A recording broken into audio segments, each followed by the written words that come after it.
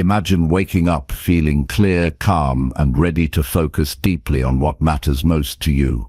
Right now, your brain is likely pulled in many directions by constant distractions, quick pleasures, and non-stop noise. This leaves your mind tired, scattered, and hungry for real meaning. What if you could change that? What if you could train your brain to resist those pulls, to slow down and to concentrate fully without getting worn out or distracted? This is exactly what a dopamine detox can help you achieve. It's not about giving up all pleasure or going to extremes. It's about understanding how your brain craves quick hits of satisfaction and learning to control those urges. You'll discover how to reset your focus, build habits that strengthen your attention, and protect your most important work time fiercely. Throughout this guide, you'll find practical steps that anyone can follow, no matter your background or current struggles. These aren't just tips, but proven ways to build real mental strength and discipline every single day. You'll learn how to spot the triggers that weaken your control, how to replace shallow distractions with purposeful challenges, and how to make stillness a daily habit that sharpens your mind. You'll also uncover how simple choices, like writing down your goals every morning or honoring small promises to yourself, can become powerful tools to prove you're in control. This process helps you connect with your true self, protect your mornings from meaningless noise, and transform boredom from an enemy into a tool for focus. This journey isn't easy, but it's deeply rewarding. It asks you to face discomfort, resist quick pleasures, and stay present even when it's tempting to run away. By doing this, you don't just improve your work or productivity, you grow stronger in your mind, build lasting habits, and create a life where you lead instead of react. If you want to stop feeling overwhelmed by distractions and start living with purpose, focus, and resilience, this guide is for you. It's time to train your brain for deep work and reclaim your attention, your energy, and your life. Keep reading and take the first step toward real change today. Chapter 1. Eliminate digital distractions to reset your mental clarity.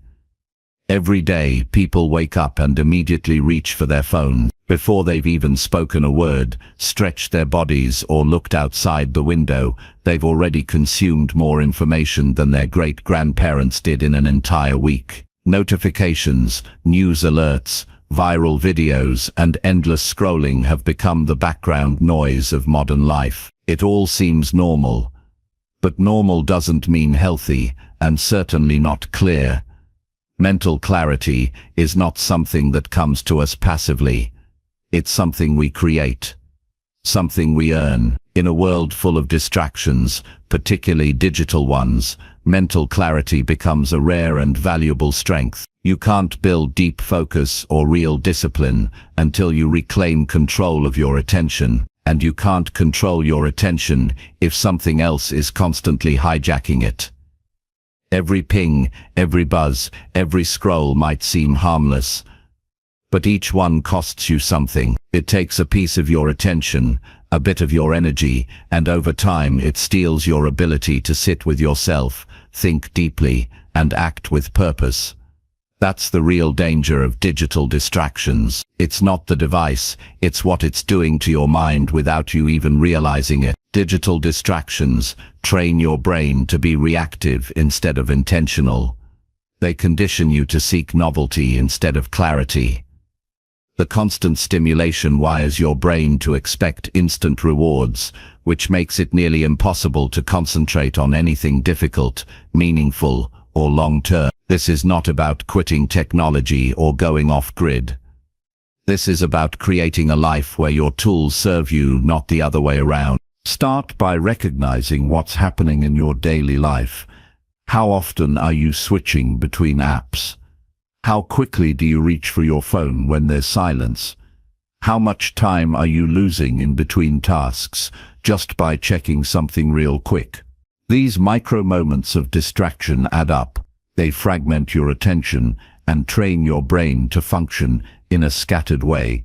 You don't need a fancy strategy to reclaim your clarity. You just need honesty and commitment. The first real step is awareness. Notice your habits without judgment. Pay attention to the triggers that send you to your phone. Is it boredom, stress, uncertainty? Understand the patterns behind your behavior. When you identify the trigger, you can begin to take back control. Next, start to create friction between you and your distractions.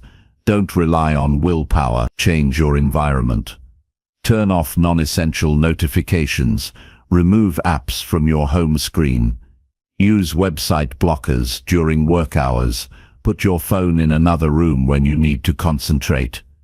Charge it outside your bedroom at night.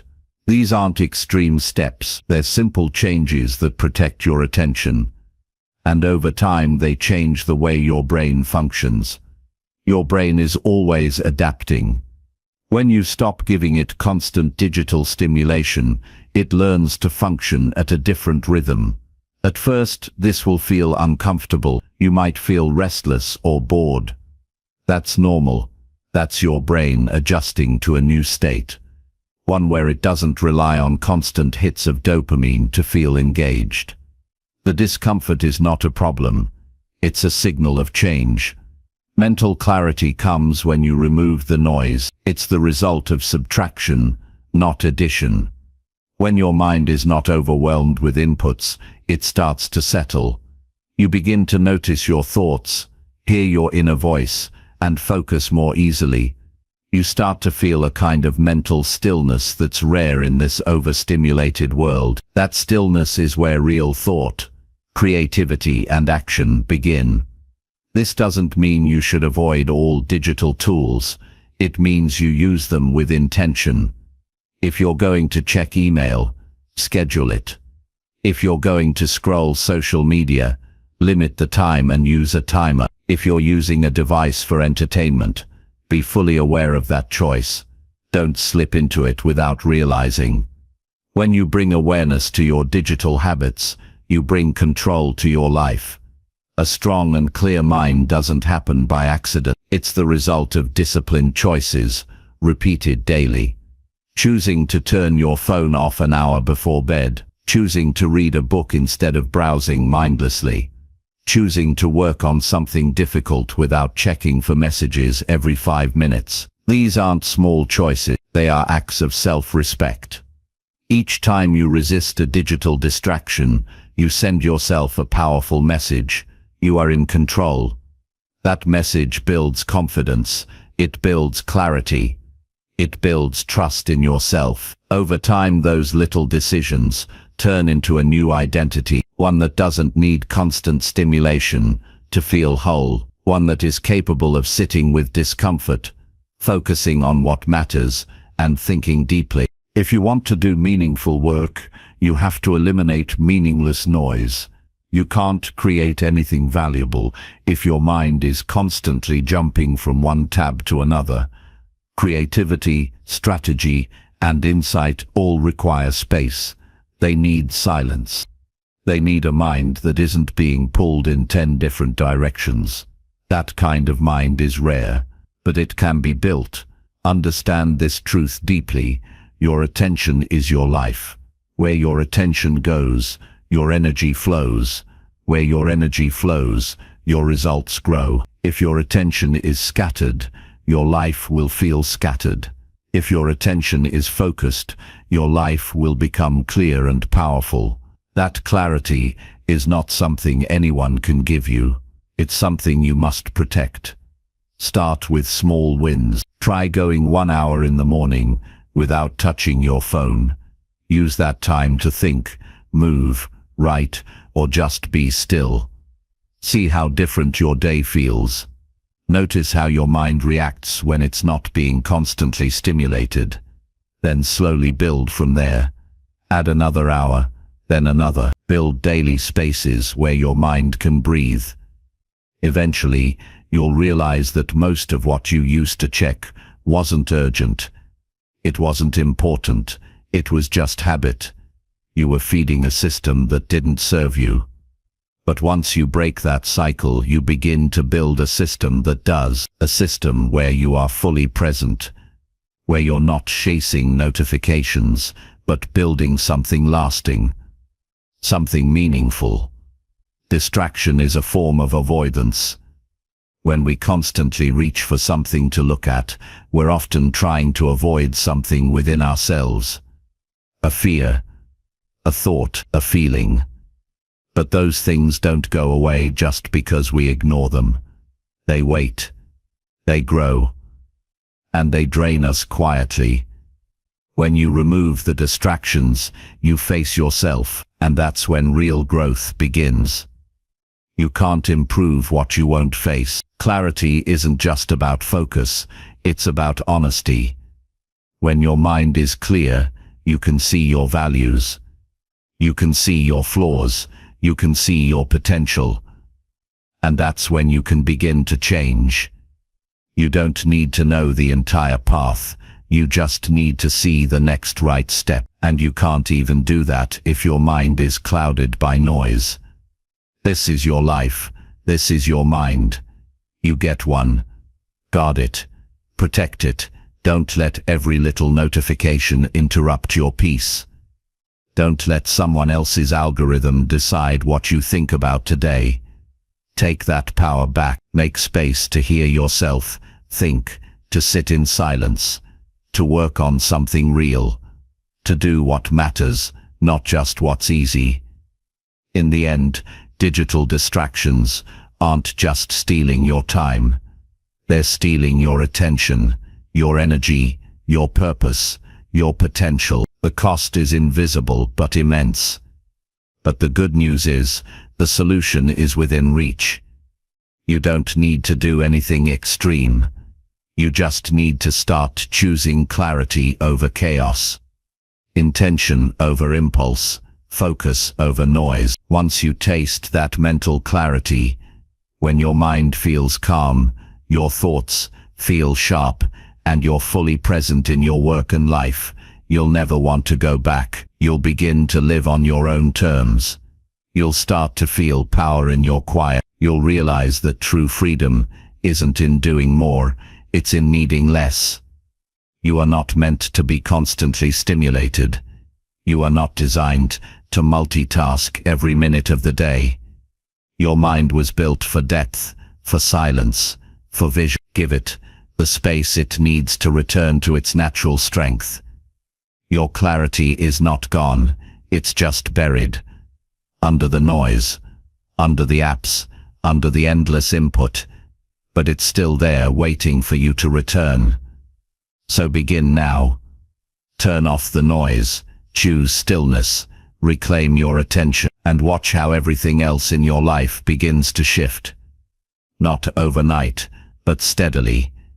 As you make space for deep thought, for deep work, and for a life that reflects who you truly are. Not just what the world pushes in front of you. The discipline to eliminate distractions is a form of self-respect, and when you respect yourself enough to protect your attention, you unlock a kind of clarity, strength, and purpose that most people never experience. Make that your standard. Not tomorrow, not someday, because your attention shapes your reality, and your reality starts with what you choose to focus on today. Chapter 2. Build a daily routine that strengthens your inner focus.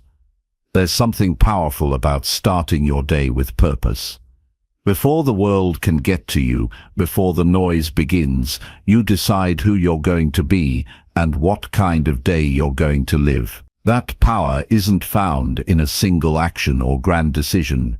It's found in the small, consistent steps that build your foundation. A strong daily routine is not about rigidity or perfection. It's about structure that serves your clarity and strengthens your ability to focus from the inside out. Most people live in reaction mode.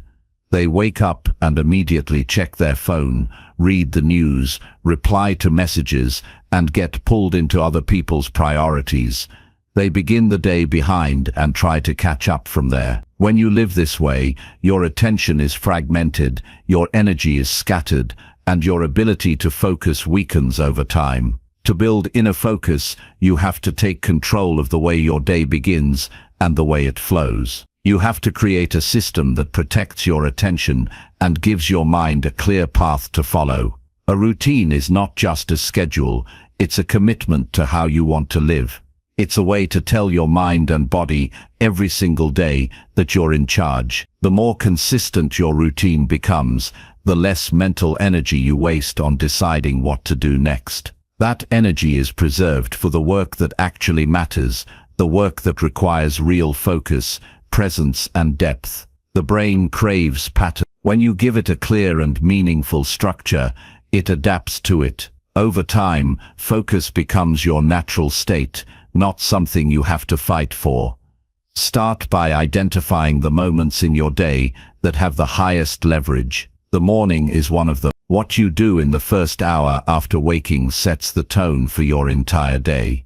If you begin the day in a rush or get lost in digital input, your focus will be weaker. But if you begin with calm intention and clarity, your mind becomes more centered. You don't need to create a complicated morning routine. You need a simple and consistent one that strengthens your mental discipline.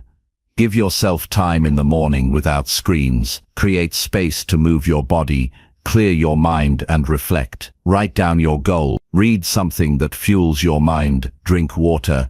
Breathe deeply. These small acts might seem basic, but they signal to your brain that the day begins with order, not chaos. It's not about productivity, it's about direction. When your morning starts with direction, you become the one guiding the day instead of being pulled by it. The next part of your routine should be the deep work block. This is a protected time in your day when you focus on your most important task without distraction. It doesn't matter what time it is, as long as it's consistent. Choose a time where your energy is strong and your environment is quiet. During this block, remove all unnecessary inputs, no notifications, no multitasking, no checking things on the side. Your brain needs time to sink into depth. Give it that time, train it to go deep instead of wide. The more you do this, the easier it becomes. Focus is like a muscle. The more you use it,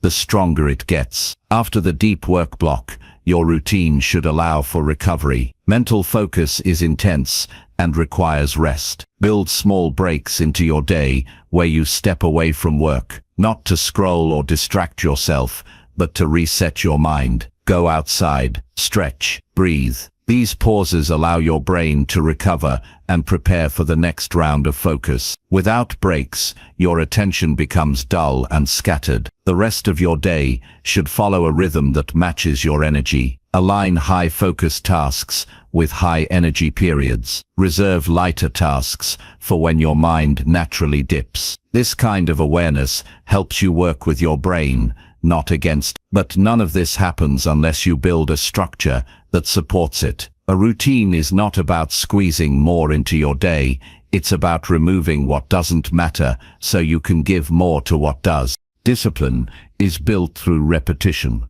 When you stick to your routine, even when it's inconvenient, you train your brain to follow through. This builds self-trust. That trust turns into confidence. That confidence turns into strength. Each time you honor your routine, you make it easier to focus the next time. Each time you abandon it, you make it harder to come back. This is not about being perfect, it's about being committed. You will have days when everything feels off. Days when your energy is low or your plans fall apart. That's normal. The key is not to abandon your routine. The key is to return to it, quickly and calmly. Your routine is your anchor. It holds you steady when things feel unstable, and when you return to it, even after a setback, you remind yourself that focus is not a feeling, it's a decision. To make your routine sustainable, you need to keep it simple. Don't overload it with too many habits. Choose a few that matter and do them well. Simplicity increases consistency. Consistency builds identity. When you show up for your routine every day, you stop needing motivation. It becomes who you are. You don't argue with yourself about whether or not to do it. You just do it. That's when inner focus becomes part of you, not just something you chase. The most powerful routines are the ones built around your values. Ask yourself what matters most. What kind of person do you want to become? What kind of energy do you want to bring to your work and relationships? Design your routine to reflect those answers. That alignment creates emotional clarity. It makes your actions feel meaningful, not mechanical. Evening routines are just as important. How you end your day affects the quality of your rest, your recovery, and your preparation for tomorrow. Give yourself time in the evening to wind down. Shut off screens early. Reflect on what went well. Plan for the next day. Protect your last hour before sleep. When you end the day with intention, you sleep better. When you sleep better, you focus better. Everything is connected. This way of living is not complicated, but it requires effort. The effort is worth it because it creates a life that feels grounded. When your day has structure, your mind becomes more stable. You feel more in control. You stop reacting to everything. You stop chasing. You start building. You start choosing. And those choices, made daily, build something far stronger than motivation or hype. They build self-mastery. You will notice changes as you stay consistent. Your attention will feel sharper. Your emotions will feel calmer. Your work will feel more meaningful. You will start to accomplish more with less stress. You will begin to trust your ability to focus and follow through. That trust becomes your fuel. It carries you through resistance, through setbacks, through doubt. You do not need to create a perfect routine to improve your life. You need to create a routine that honors your energy, protects your focus, and keeps you connected to your purpose. That routine will look different for each person. What matters is that it works for you and that you stay loyal to it. Your mind craves that rhythm. Your spirit needs that order. Not for the sake of control, but for the freedom it creates. Freedom comes from discipline. Focus comes from structure. Growth comes from consistency. And it all begins with how you choose to live your day. You have that choice every morning. You have that choice every time you drift. You have that choice now. A strong routine is not a punishment. It's a gift you give to yourself, a gift that makes every part of your life stronger. This is how you build inner focus, not by chasing it, not by waiting for the right time, but by living each day with structure that reflects your values, choices that strengthen your discipline, and habits that protect your attention. That's how clarity grows. That's how purpose deepens. That's how a scattered life becomes a focused one day at a time. Chapter 3. Schedule deep work hours and protect them fiercely. Most people never tap into their full potential because their days are filled with shallow tasks that barely require any mental effort. The world is overflowing with distractions that pull attention in every direction, leaving almost no space for real thinking, deep work, or uninterrupted progress. In this kind of environment, productivity becomes reactive, not deliberate. Work gets done in fragments. Ideas stay scattered. Progress remains slow and frustrating. But there's a powerful way to break out of that cycle. It's called deep work, and it begins with a firm decision to make focused time sacred in your daily life. Deep work is not something that happens by accident. It must be scheduled, protected, and respected. It's a decision to disconnect from everything that is shallow so your mind can do what it was truly built to do: create, solve, understand, and build. Your best ideas don't come from scrolling through endless notifications. They come from giving your brain space to engage deeply with a meaningful task. That kind of work requires solitude, silence, and commitment.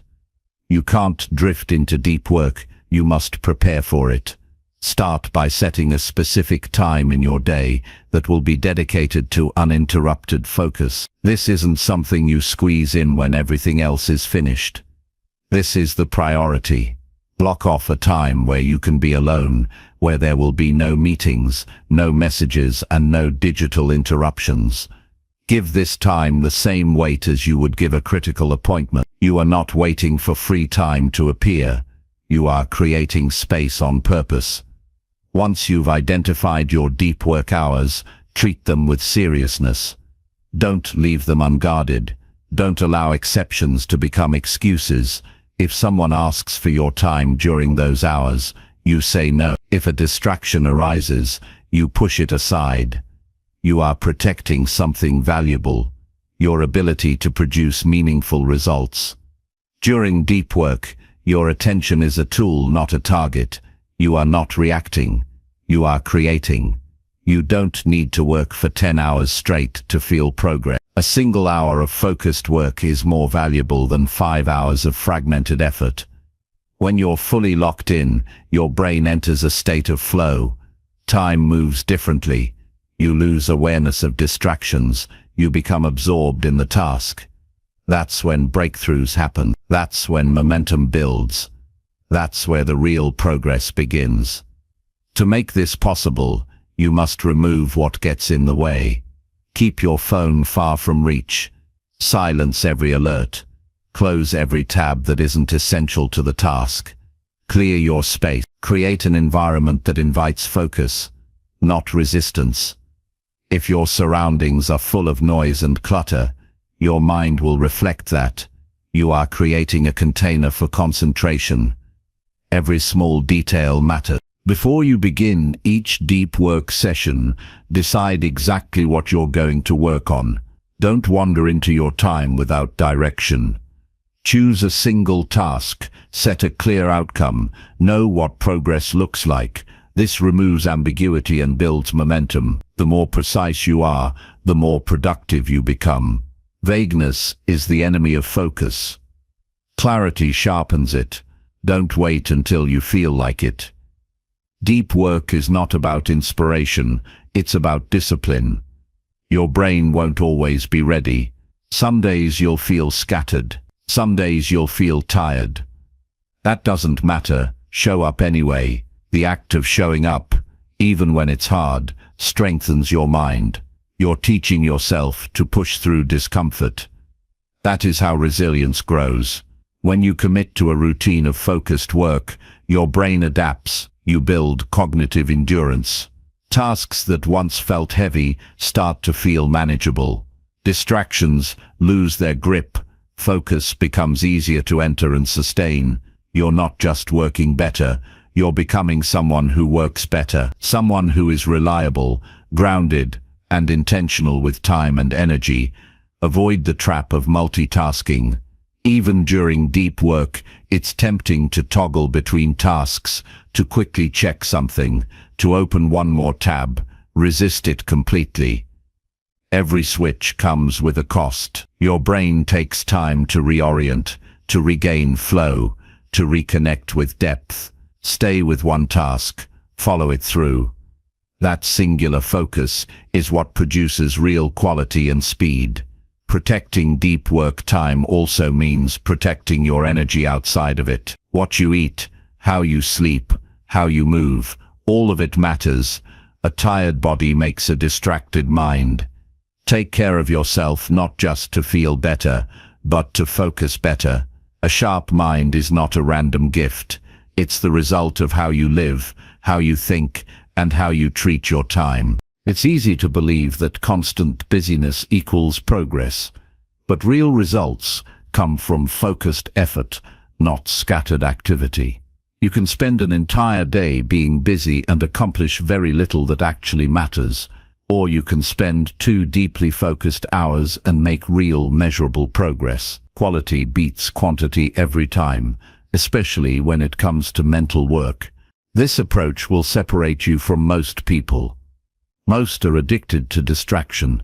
Most don't know how to be alone with their thoughts for even 5 minutes. Most never give themselves the gift of full focus. When you build deep work into your life, you start to live differently. You produce at a higher level. You think more clearly. You feel more satisfied with your effort. The discipline to schedule deep work hours is a commitment to excellence. It's a refusal to waste your potential. It's a choice to build something lasting instead of being consumed by the temporary. You're not just getting more done, you're aligning your energy with something meaningful. You're choosing depth in a world that pushes you toward distraction. Don't underestimate what you can accomplish in a short period of deep focus. A week of consistent deep work can move you further than a month of scattered effort. The key is to keep showing up. The gains are often invisible at first, but over time, they stack. Your skills improve, your confidence grows. Your results speak louder than your effort. You will face resistance. You will be tempted to delay, to give in to easier tasks, to check one more thing before you start. These moments matter. Every time you choose to honor your focus instead of feeding your impulses, you build strength. That strength compounds. You start to trust yourself more. You stop seeking quick rewards and start building lasting success. Make deep work a non-negotiable part of your life. It is not optional if you want to reach your full potential. Treat it with the same seriousness you would treat your health or your relationships. Because the truth is, the quality of your work affects every part of your life. When you work with clarity, you live with clarity. When you work with purpose, you live with purpose. This is not about working harder, it's about working with intention. It's about deciding what deserves your energy and giving it everything you have. Deep work isn't about being perfect. It's about being present, fully, completely, undividedly present. In those moments you reconnect with your strength. You step into your best self. So choose your hours, block them, guard them, honor them, and show up with full attention, not because you have to, but because you can. Because your mind is capable of more, because your time is worth more, because your life deserves more than shallow effort. And because focus is not just a skill, it's a way of being, one that changes everything. Chapter 4. Reduce instant pleasures that weaken your self-control. There is a constant pull in life toward what feels good right now. It shows up in the smallest moments, reaching for your phone when you're bored, opening another tab when work feels slow, eating something sweet just to pass the time, saying you'll start later because a quick distraction feels easier. These moments are everywhere, and while they seem harmless, they come with a cost. Each time you give in to an instant pleasure, you trade a piece of your self-control. Over time, you weaken the part of yourself that can wait, focus, and push through resistance. If you want to build strength, discipline, and long-term success, you must begin by reducing the grip of instant pleasures on your life.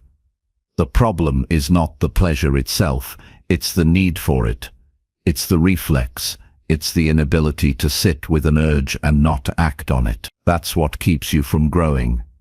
When something feels uncomfortable, boredom, effort, uncertainty, you look for something to numb it quickly. That escape becomes the habit. That habit becomes your way of life. And the worst part is that you don't even realize it's happening. It feels automatic, natural. But it's not. It's learned. And anything learned can be unlearned. You don't need to become a monk or give up all enjoyment. You need to notice what owns your attention. You need to see which urges pull you away from what you value most. When you're trying to stay focused but feel the itch to check your messages, that's an urge. When you're working on something important but feel drawn to grab a snack, that's another one. It's not about whether you follow the urge or not. It's about whether you even notice it. Most people don't. They follow the feeling, without thinking. That's how self-control gets weaker. That's how discipline fades. To reverse this, start with awareness. Pay close attention to your urges throughout the day. Notice what triggers them. Notice what time they come. Notice what emotion you feel before they rise. You don't need to change anything at first. Just observe. The goal is to separate yourself from the urge long enough to see it clearly. Once you see it, you create space. And in that space you have a choice. That choice is everything. In that moment you can act with intention instead of impulse. You can remind yourself that not every urge needs a response. You can train yourself to feel discomfort without trying to escape it. That training builds strength. Every time you resist a short-term reward, you prove to yourself that you are in control. That proof builds confidence. Confidence builds identity, and identity shapes the life you live. Instant pleasures feel good for a moment but leave you empty. They give a quick spike of dopamine, followed by a crash of regret or numbness. They don't nourish you, they don't strengthen you, they don't bring you closer to anything you care about, they only delay growth. If you want to move forward, you have to let go of the need to always feel comfortable. You have to value what lasts over what feels good right now. The solution is not to resist everything with force. That's not sustainable. The solution is to replace the mindless with the meaningful. Replace mindless scrolling with reading something that expands you. Replace passive entertainment with active creation. Replace snacking out of boredom with moving your body. Replace avoidance with engagement. It's not about cutting out all pleasure. It's about choosing the kind of pleasure that leaves you stronger, not weaker. There is a kind of pleasure that comes from discipline, from completing something hard, from following through, from delaying gratification. That kind of pleasure builds real self-respect, and that respect becomes the foundation of a better life. When you feel proud of your actions, your confidence grows. When your confidence grows, your actions become bolder. That upward spiral starts with a small decision to not give in to what's easy. Start by choosing one area of your life where instant pleasure is stealing your time or clarity. It could be your phone. It could be food. It could be entertainment. It could be gossip. Choose one and create rules around it. Clear, simple rules. For example, no social media before noon, no sugar during the workday, no video streaming until the evening. Don't aim for perfection, aim for consistency. Every time you follow your own rule, you build strength. Every time you break it, don't judge yourself. Just begin again. This is training, not punishment. Make your environment support your choices. If you don't want to check your phone, keep it out of sight. If you don't want to eat junk food, don't bring it into your home.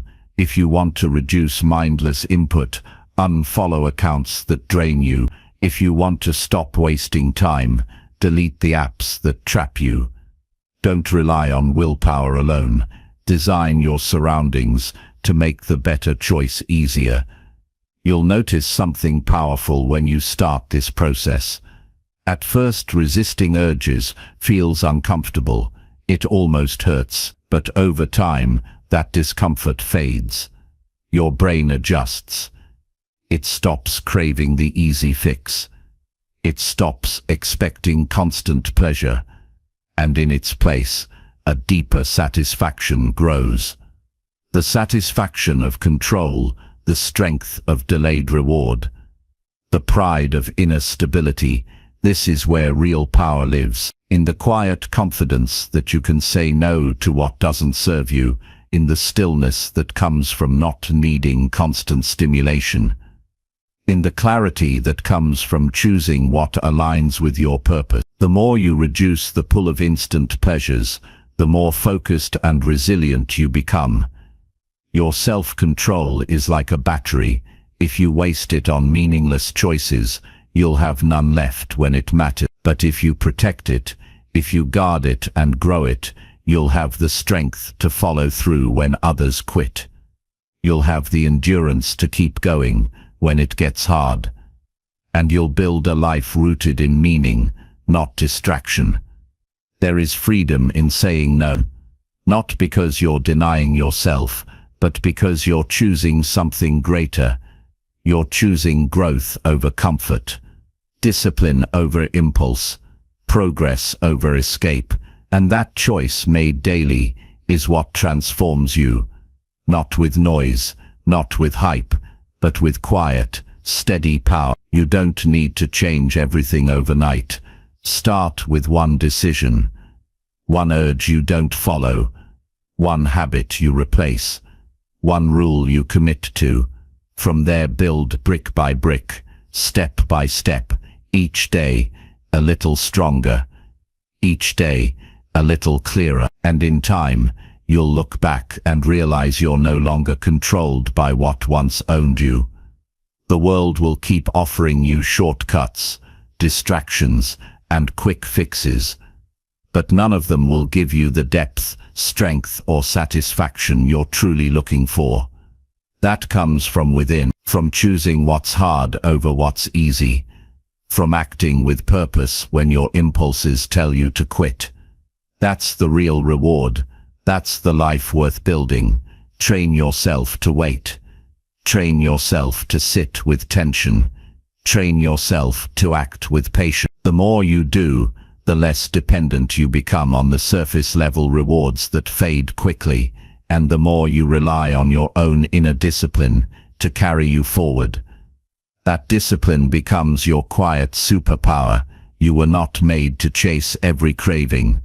You were built to rise above them. You were built to lead yourself, and that leadership starts with saying no to what weakens you, and yes to what makes you stronger. This is your life. This is your time. Use it to grow. Use it to build. Use it to become the person you were meant to be.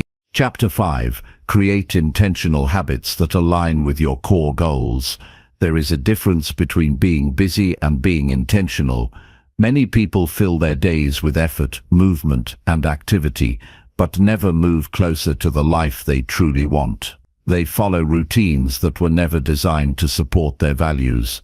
They build habits out of repetition, not reflection, and over time, they confuse momentum with direction. If you want to live with purpose, if you want to use your energy in a way that leads somewhere meaningful, you must create habits that are designed to serve your core goals.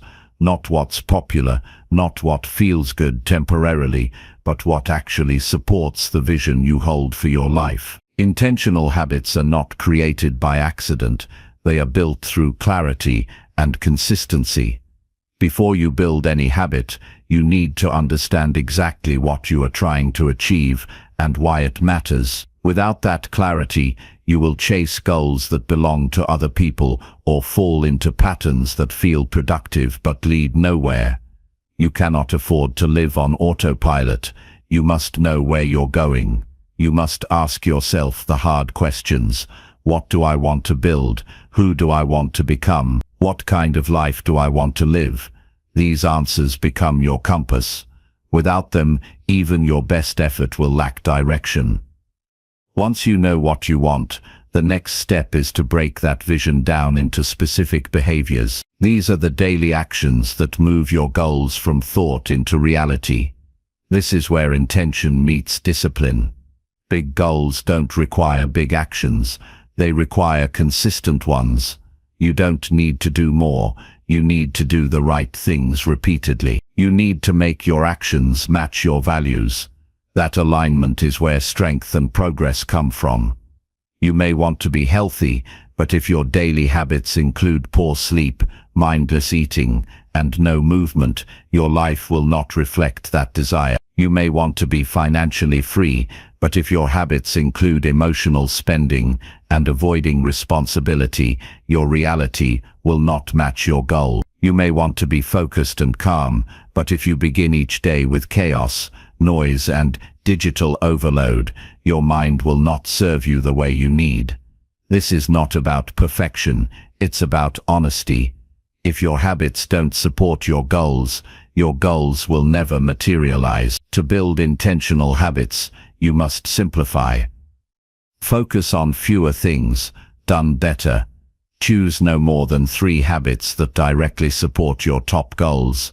These should be measurable, clear and simple enough that you can follow through on them every day, regardless of mood or motivation. The more complicated you make a habit, the more likely it is to collapse under stress. Simplicity is your ally. It makes action automatic. Once your habits are chosen, you must anchor them to your daily structure. This means tying them to specific times, locations, or existing behaviors. If your habit has no anchor, it will float. If you anchor your new habit to something stable, like brushing your teeth, making your morning coffee, or starting your work session, it becomes predictable. Your brain begins to expect it. The more consistent the anchor, the faster the habit becomes automatic. Habits are built on repetition, not intensity. Doing something small every day is more powerful than doing something big once a week. Your goal is not to make dramatic changes overnight. Your goal is to become someone who does the right things without needing to think about them. The strength of a habit is not in how difficult it is, it's in how often you do it. Repetition creates identity. When you repeatedly act in alignment with your goals, you stop needing to remind yourself of who you want to be. You begin to believe that you already are that person. You will face resistance. Some days you will not feel like doing the work. Some days your energy will be low, your focus scattered, your motivation gone. This is where most people quit. They assume that progress should feel good all the time. It won't. Growth requires effort through discomfort. When you follow through on your habits during these moments, you build something more important than results. You build self-respect. You prove to yourself that your values matter more than your feelings. That proof becomes your foundation. It's not enough to just follow habits blindly. You need to review them often. Reflect on what's working, what's not, and why. If a habit no longer supports your goal, change it. If it's not delivering the results you want, adjust it. This process of refinement is what keeps your habits alive and aligned. Stagnant routines lead to stale results. Growth comes from constant self-awareness. You are not building habits to stay the same. You are building habits to evolve. Accountability helps reinforce this process. Tell someone your goals. Track your habits daily. Use a journal or a habit tracker to keep your actions visible. When progress is visible, motivation becomes steady. When actions are recorded, your excuses lose their strength. The more accountable you are, the more consistent you become. Don't rely on willpower alone. Use tools that keep you honest. Reward matters too. Your brain needs to associate your habits with positive outcomes. This doesn't mean you need to celebrate every time you follow through, but you do need to feel the benefits. Notice how you feel after you complete your habit. Write it down. Let your mind make the connection between effort and reward. That emotional reinforcement strengthens the neural pathways behind your behavior. Over time, it turns discipline into desire. Remember that your habits are not only shaping your results, they are shaping your identity. You are becoming the kind of person who shows up, who follows through, who honors their values. This is the real reward. Not just what you achieve, but who you become through the process. When your daily actions reflect your core goals, life begins to feel unified. You no longer feel divided between what you want and what you do. That internal alignment creates peace, strength, and momentum. You will still face moments of doubt, distraction, and delay. That's part of the process. Don't aim for perfect streaks. Aim for fast recovery. When you miss a day, come back stronger the next. When you drift, correct your course. Habits are not about never failing. They are about always returning. Consistency is not about never falling. It's about rising quickly. This is how real change happens.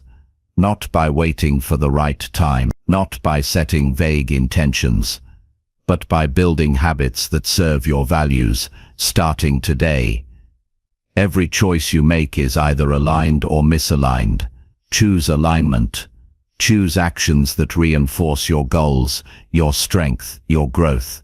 That choice, repeated daily, becomes your power. Your life is the sum of your habits. If you want a different outcome, build different patterns. If you want clarity, build habits that sharpen the mind. If you want peace, build habits that quiet the noise. If you want strength, build habits that stretch your limits. Whatever it is you seek, your habits are the path. Don't wait. Begin today with one simple decision. Choose one habit that supports your deepest goal. Start small, start steady, start strong, and never underestimate the power of showing up for yourself again and again until the habit becomes a part of who you are. Chapter 6. Design your environment to support deep concentration. Your mind responds to its surroundings more than you realize. The environment you place yourself in every day shapes how you think, what you focus on, and how deeply you can work. If your space is chaotic, your thoughts will be scattered. If your space is filled with noise, distractions, and digital interruptions, your attention will be divided and shallow. Deep concentration does not happen in the middle of clutter. It needs clarity, order, and intention. Designing an environment that supports focus is not a luxury, it's a necessity if you want to do meaningful work and maintain mental clarity. Start by removing the obvious distractions from your workspace. This includes your phone, your notifications, your open tabs, and anything that constantly pulls at your attention. If you keep your phone within arm's reach, your mind will always be partly connected to it.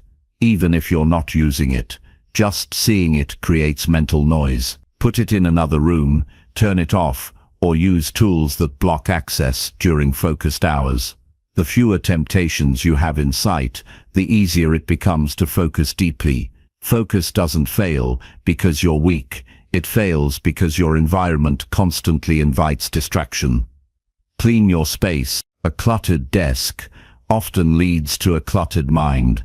You don't need a minimalist setup, but you do need order. Keep only what you need for the task at hand. Too many objects in your visual field compete for your attention. When everything has its place, your mind stops scanning for what's next. It settles into the task you've chosen. This mental quiet is where focus begins. Lighting matters more than you might think. Natural light keeps your energy steady and your mood elevated.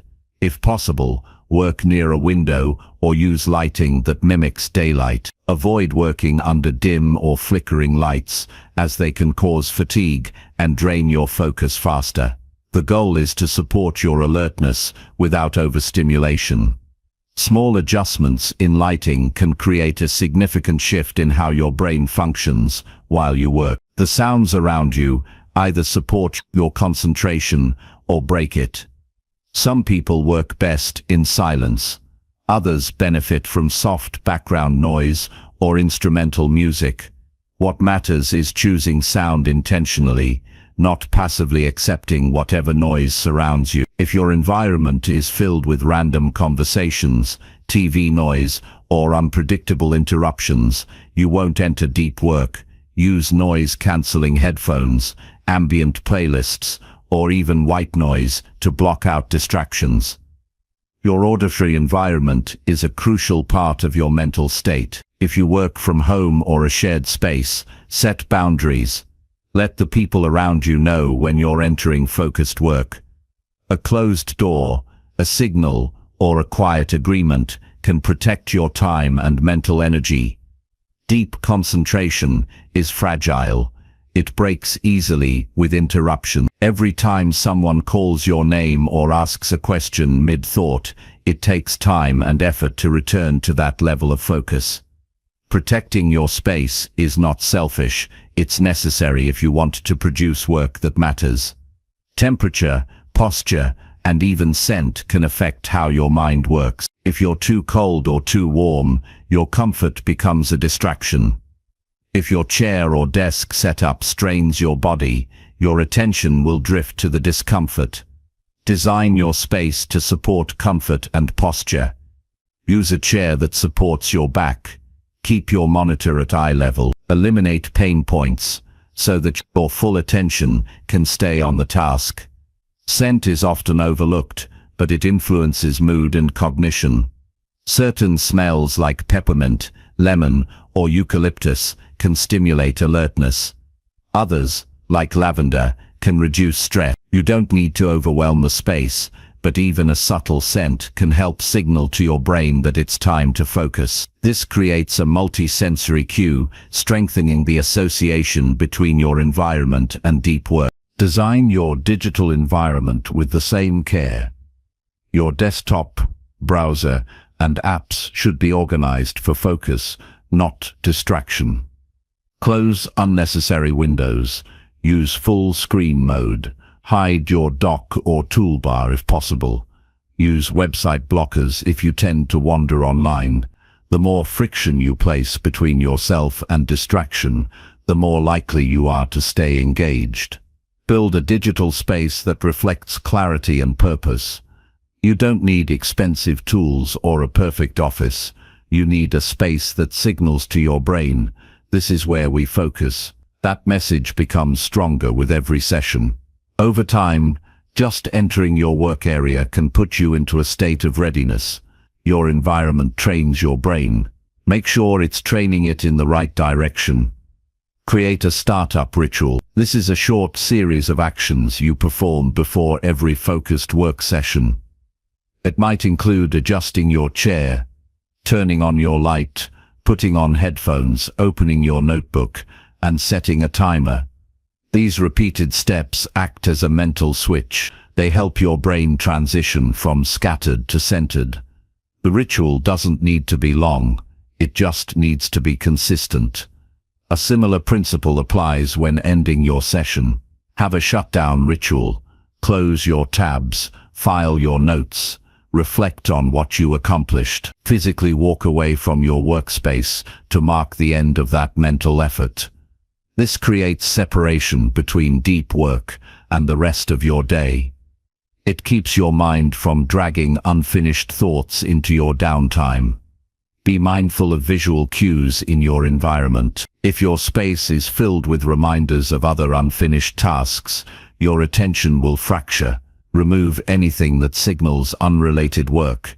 Keep your workspace task-specific. If you write, keep writing tools. If you study, keep study material. When your space has a single purpose, your mind can narrow its focus without confusion. Energy flows where attention goes, and attention flows where your environment allows it to. If you constantly struggle to concentrate, it's not always a personal weakness. It's often an environmental design problem. You have more control than you think. Take full ownership of your surroundings. Craft a space that supports your highest level of attention. Review your environment often. What worked a month ago might not work now. As your goals evolve, your space should adapt. Make adjustments that reflect your current priorities. Remove what no longer serves you. Add what helps you go deeper. This ongoing refinement ensures that your environment grows with your discipline. If you want to train your mind to go deep, start by building an outer world that reflects your inner goals. The more intentionally you shape your surroundings, the more easily you will access clarity, presence, and depth. A well-designed environment doesn't just support focus, it removes the excuses and friction that delay your best work. It makes action the default, not the exception. You don't have to do this all at once. Begin by changing one thing. Clear your desk. Move your phone. Set one boundary. Build from there. Every improvement creates more space for clarity. Every change builds momentum. And over time, you will find yourself entering deep work more naturally, more often, and with more power. Your environment is your silent partner in everything you do. Treat it with the same care you give your goals. Let it reflect the focus, discipline, and clarity you are committed to building within yourself. And every time you enter that space, know that you are stepping into a version of yourself who is capable of doing deep, meaningful and lasting work. Chapter 7. Track your time honestly to gain full self-awareness. Most people have no real idea where their time goes. They assume they're productive, but the results don't reflect it. They feel busy, but they aren't moving forward. They constantly run out of hours, yet can't explain what they actually did.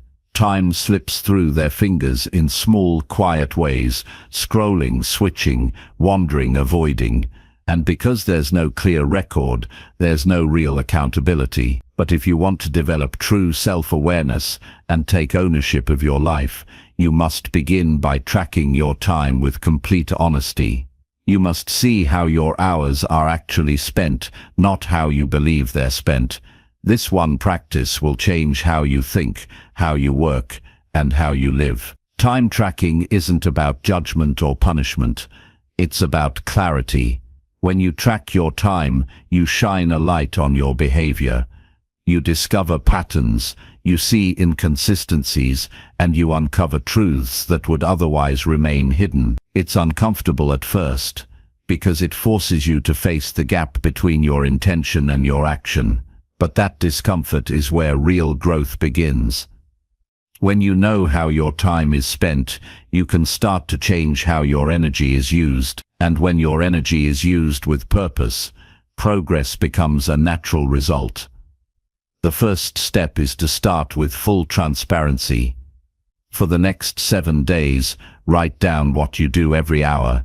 Don't estimate, don't summarize, capture the truth. Whether you're working, relaxing, wasting time or switching between tasks, write it down. Use a notebook, a digital app or a spreadsheet. It doesn't matter.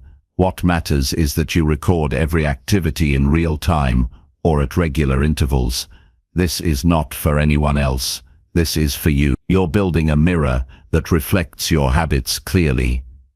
Within a few days, you'll start to notice things you didn't expect. You'll realize how often you check your phone without thinking. You'll see how quickly a short break turns into 30 minutes. You'll notice how much time is spent in transition, shifting between tasks, preparing to work, thinking about what to do next, without doing anything. You'll become aware of how little time you spend in full focus, and that awareness is the beginning of personal accountability. Once you have several days of data, begin to categorize your time. Group activities by purpose: deep work, shallow work, rest, distraction, avoidance, learning, socializing. Be honest with yourself. Not all hours are equal. An hour spent in concentrated effort is not the same as an hour spent jumping between tabs. Treat your time with precision. Give every minute a name. When you categorize your time, you begin to see not just what you do, but what your life is truly made of. Pay close attention to the hidden costs of task switching. Every time you shift from one activity to another, your brain loses focus and energy. You may think you're multitasking, but in reality, you're fragmenting your attention. This leads to more fatigue and lower quality output. Time tracking helps you see how often this happens and gives you the information you need to create better boundaries around your tasks. You may discover that certain habits drain much more time than you believe. Maybe you thought you spent 20 minutes on social media, but you actually spent 2 hours across the day. Maybe you thought you were working for 3 hours straight, but your focus was broken by 10 different interruptions. This data isn't meant to shame you, it's meant to awaken you. Most people live on assumptions. You will live on evidence. With that evidence, you can begin to make better decisions. You can start planning your day around what actually works, not what sounds good. You can block out time for deep work based on your natural energy peaks. You can build routines that reflect your values, not your urges. But none of that is possible until you know what your current reality looks like. Tracking time makes the invisible visible, and once something is visible, it can be changed. Self-awareness isn't just about knowing how you feel. It's about knowing how you live. Your time tells the truth about your priorities. If you say something matters, but never make time for it, your behavior reveals your real commitment. When you track your time, you give yourself the chance to align your actions with your values. That alignment builds integrity, and that integrity builds a stronger, more focused mind. As your awareness grows, you will begin to see which activities create value and which ones steal it.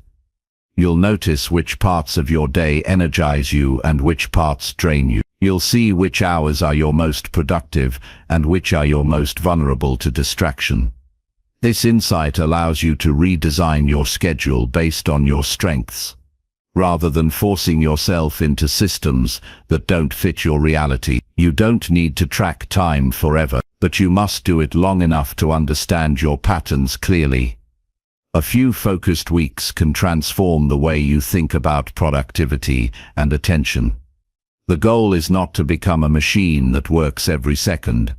The goal is to build a life that reflects conscious choices. You are taking your time back from automatic behaviors and placing it in the service of your higher purpose. This practice will require humility. You will see things you don't like. You will notice laziness, avoidance, excuses, and waste, but do not turn away. Look at it all with honesty and courage. You are not defined by your past behavior. You are shaped by what you choose to do next. When you face the truth without judgment, you create the power to change. Use this data to create a time map for your ideal day. Start with your goals and build backward. Decide how many hours you need for focused work, how much rest you require, and where your non-negotiable priorities belong. Then schedule around those pillars. Remove activities that don't serve your purpose. Reduce time spent on passive consumption. Add structure where there was drift.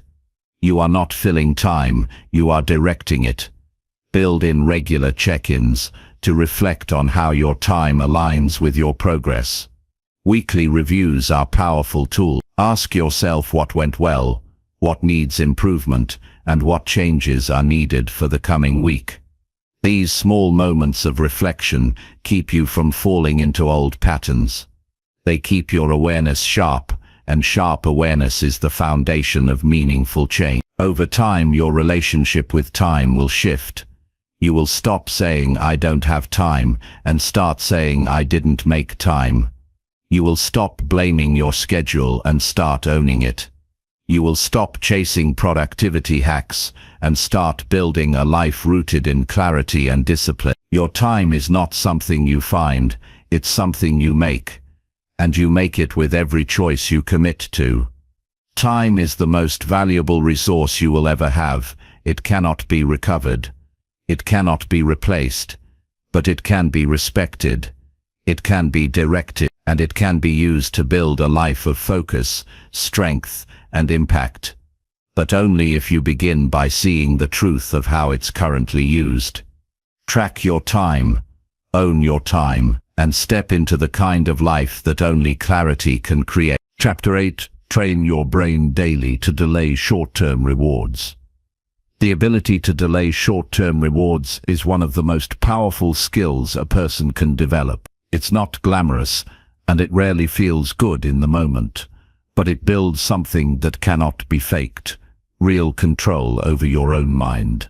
When you train your brain to wait, to hold off from acting on every desire, you begin to reclaim your time, your energy, and your direction. You stop living in reaction and start living with intention. You stop being controlled by urges and start building the strength to move past them. This is not about denying pleasure or living in constant restriction. It's about building a deeper connection with your future self. Every time you choose to wait, every time you resist the need for instant gratification, you make a promise to that future version of yourself. You tell them they matter. You tell them they are worth the discomfort of now. Most people don't realize how deeply the craving for short-term rewards has shaped their behavior. They reach for their phones the moment they feel bored. They open a new tab as soon as something becomes challenging. They check for messages, snacks, updates, anything to feel a quick spark of satisfaction. These behaviors seem harmless, but they weaken the mind over time. They teach your brain that discomfort must be avoided. They train you to escape instead of endure. And once this becomes the pattern, deep work, meaningful goals, and long-term discipline all begin to fade. Training your brain to delay rewards starts with awareness. You must learn to recognize the exact moment when an urge arises. That moment is everything. If you catch it early, you can choose not to follow it. If you let it pass without acting on it, your mind learns that it does not always need to be satisfied immediately. This is how strength is built, one small decision at a time. Start by observing your impulses throughout the day. Notice what triggers them. Notice what emotion you're trying to avoid. Most urges are a response to boredom, stress, fatigue, or resistance. They are not about the reward itself. They are about escape. And if you can sit with that discomfort without running, you begin to regain your power. The key is to start small. Don't try to change everything overnight. Begin with one area of your life where you often seek instant relief. It could be checking social media, eating when not hungry, watching something when you should be working, or delaying a task that makes you uncomfortable. Choose just one and create a simple rule. When the urge comes, wait 10 minutes. You're not denying yourself forever. You're simply postponing. This delay disrupts the automatic pattern. It gives you a window to observe the feeling without feeding it. And very often, you'll find the urge fades on its own. What felt urgent loses its grip, and that small victory builds your strength. As you repeat this process daily, your brain adapts. It becomes more tolerant of delayed satisfaction. It stops reacting so strongly to discomfort. It begins to value patience over impulse. This is neuroplasticity at work. You are literally reshaping your brain's reward system. Instead of chasing the next hit of dopamine, you start to seek the quiet satisfaction of progress, the deep reward of follow-through, the internal pride of doing what matters, even when it's hard. One of the best tools for this training is goal visualization. When you feel the urge to give in to a short-term reward, take a moment to visualize the long-term outcome you are working toward. Picture it clearly. Feel what it would be like to reach it. Then ask yourself, will giving in to this urge bring me closer to that vision or pull me away from it? This simple mental pause creates space between stimulus and response, and in that space, you choose growth over gratification. Make your daily training visible. Use a journal, a tracker, or a checklist to mark every time you delay an urge. Every tally is a moment of discipline. Every mark is proof that you are changing. When progress is visible, motivation stays strong, and when motivation dips, visible proof reminds you that the effort is working, even when you can't feel it yet. You are not just resisting, you are rewiring. Pair this with daily discomfort challenges. These are small, controlled tasks that stretch your tolerance for delayed pleasure. Wake up earlier than you want to. Take a cold shower. Sit still for 10 minutes without stimulation. Do a hard task first thing in the morning. Each challenge sends a message to your brain. We can handle discomfort, and we do not run from it. This builds mental resilience faster than any theory ever could. Be careful not to confuse delay with deprivation. You are not punishing yourself. You are teaching your brain to understand value. Short-term pleasure is easy, but it costs you your focus, your consistency, and your control. Long-term reward is earned, and it creates real satisfaction. The kind that doesn't fade after 5 minutes.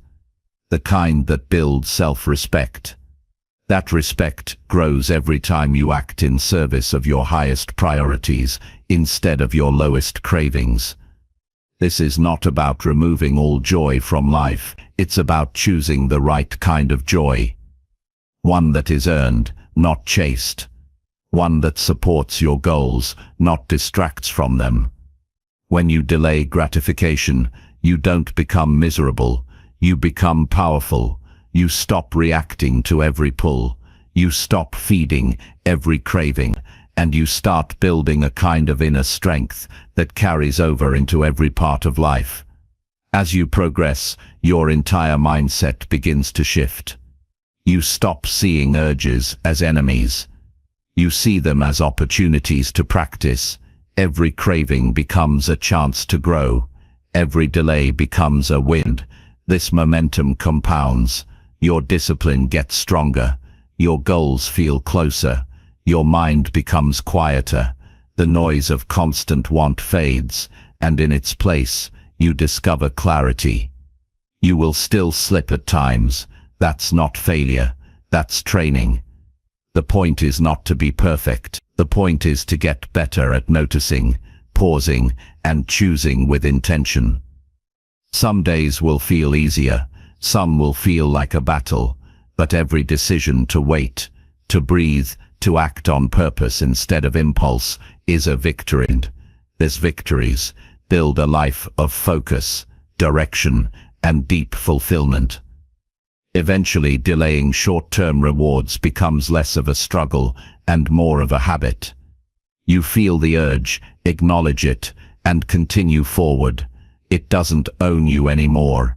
You don't need to fight it. You've outgrown it. And in that maturity, you become someone who doesn't just dream of results, you earn them. This is how people achieve excellence, not by working harder, but by training smarter. They don't avoid pleasure forever.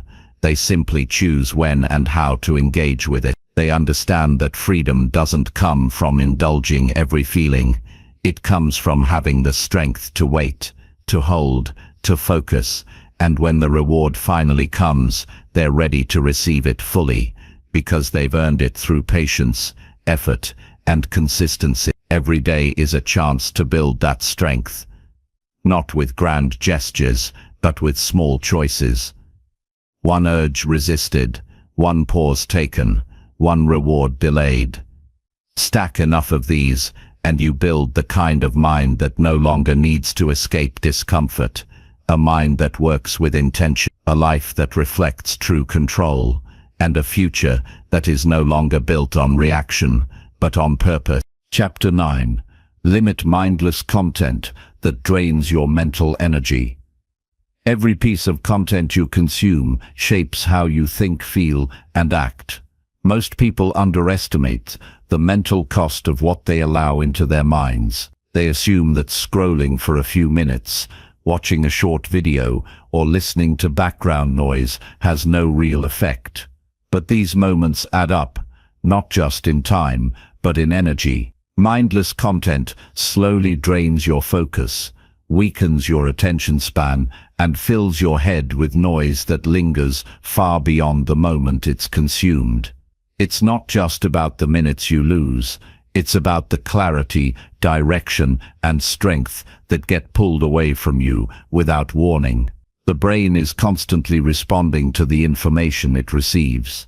When that information is shallow, chaotic, or designed to trigger emotion without substance, your mental environment becomes restless.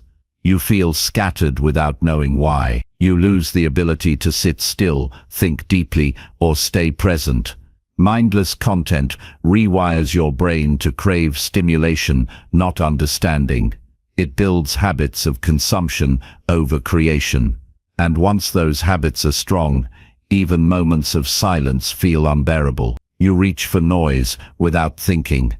You open apps without intention. You become reactive, not reflective.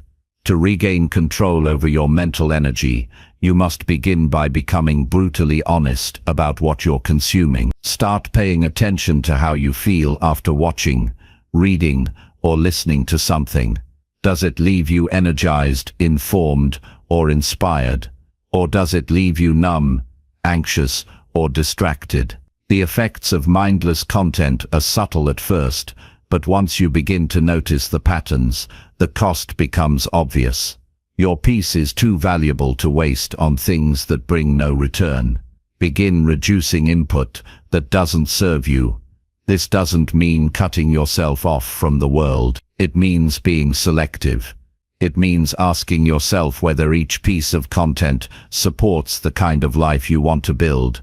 Not all information is valuable. Not all entertainment is harmless. If something consistently makes you feel more scattered than focused, it's not neutral, it's damaging. Remove it from your routine. Unfollow accounts that stir comparison. Mute sources that trigger outrage without insight. Delete apps that serve no purpose except to keep you distracted. Replace passive consumption with conscious learning. Choose books, videos, and conversations that teach you something meaningful. Your mind becomes sharper when it engages with depth. Give it something to work with. Read about ideas that challenge you. Listen to voices that bring clarity. Fill your time with information that supports your personal growth. The more you train your brain to seek depth, the less appeal shallow content will have. You will stop craving the next quick hit of stimulation because your mind will learn to value silence, reflection, and real thinking. Be especially mindful of how you start and end your day. The first and last things you consume set the tone for your mental state. If you begin your day with endless scrolling, your brain enters reaction mode. If you end your night with random entertainment, your thoughts stay fragmented long after the screen turns off. Create boundaries around these moments. Begin your day in silence or with something that strengthens your mind. End your day by reflecting, reading, or simply resting. Protect these windows fiercely. They are when your brain is most sensitive to influence. Build regular breaks from content into your day. Step away from screens. Take walks without headphones. Sit quietly without reaching for a device.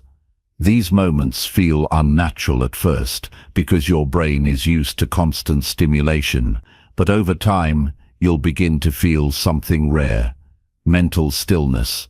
That stillness creates space for creativity, insight, and clarity. When your mind is no longer stuffed with noise, it begins to work in deeper ways. You start solving problems with ease. You feel less reactive and more intentional. You stop living in response to what's happening around you and begin acting from a place of inner clarity. It's important to remember that content is not just what you watch or read. It's also what you allow into your physical and digital space. The conversations you have, the people you follow, the background noise you tolerate, these all feed your mental energy. Audit your environment regularly. Remove anything that pulls you away from focus, purpose, and calm. Choose silence over noise. Choose fewer inputs over more. Your brain doesn't need more stimulation. It needs more space to breathe. Once you've cleared the clutter, fill your time with creation instead of consumption. Write your thoughts down. Build something with your hands.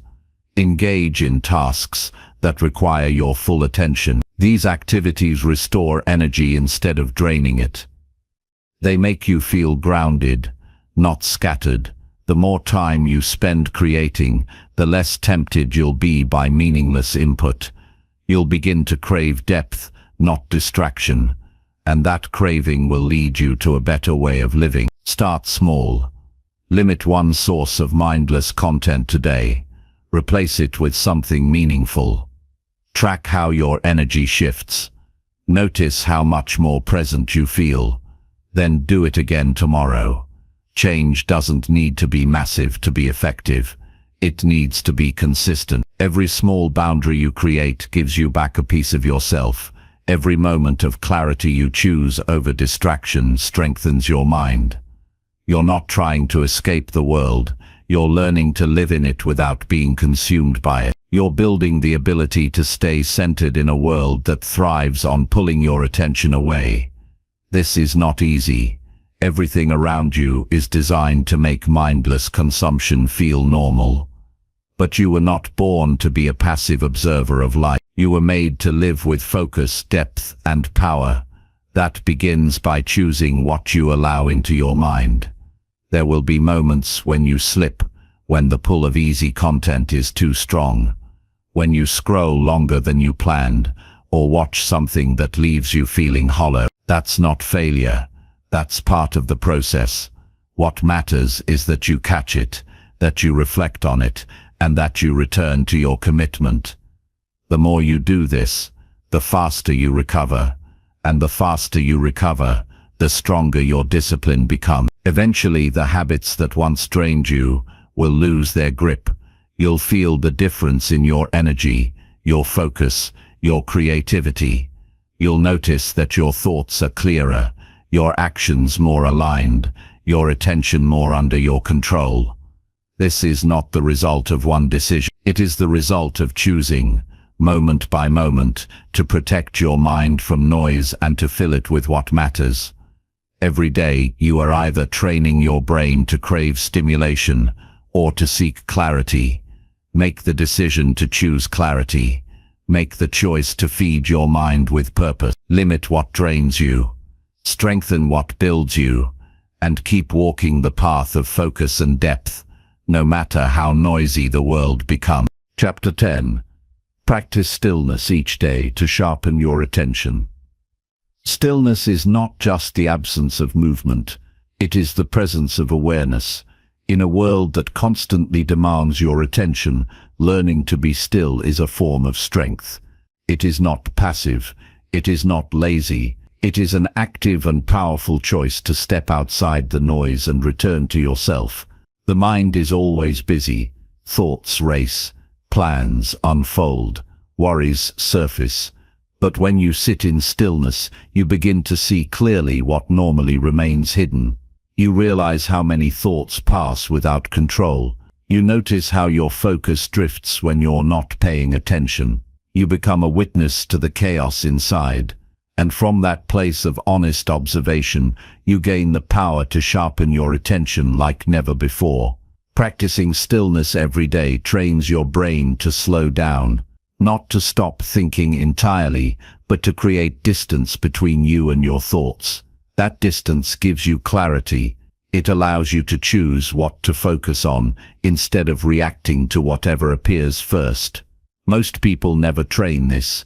They live in constant reaction. Their minds move from task to task, screen to screen, without ever pausing to reset.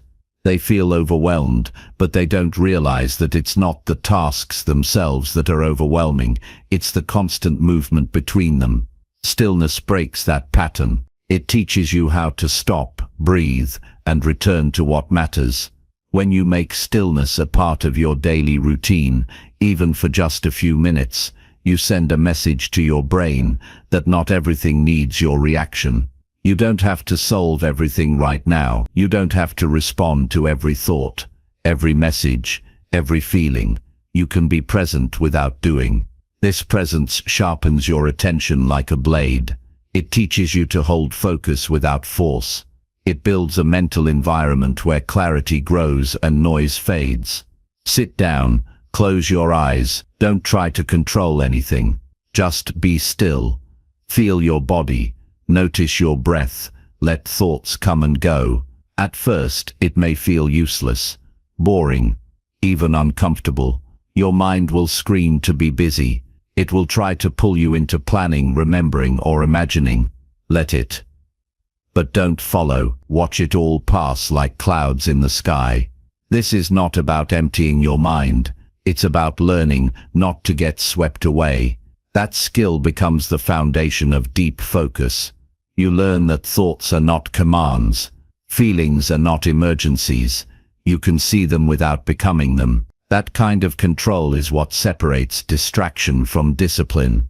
If you practice this stillness daily, it starts to bleed into the rest of your life. You become less reactive.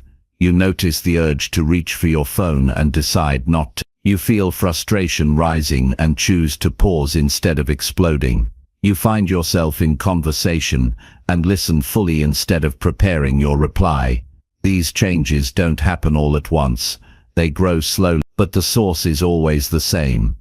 The quiet, simple decision to be still for a moment longer than your impulses want. Stillness also creates space for insight. When the noise dies down, your mind begins to sort through the mess. Ideas connect, emotions reveal their roots.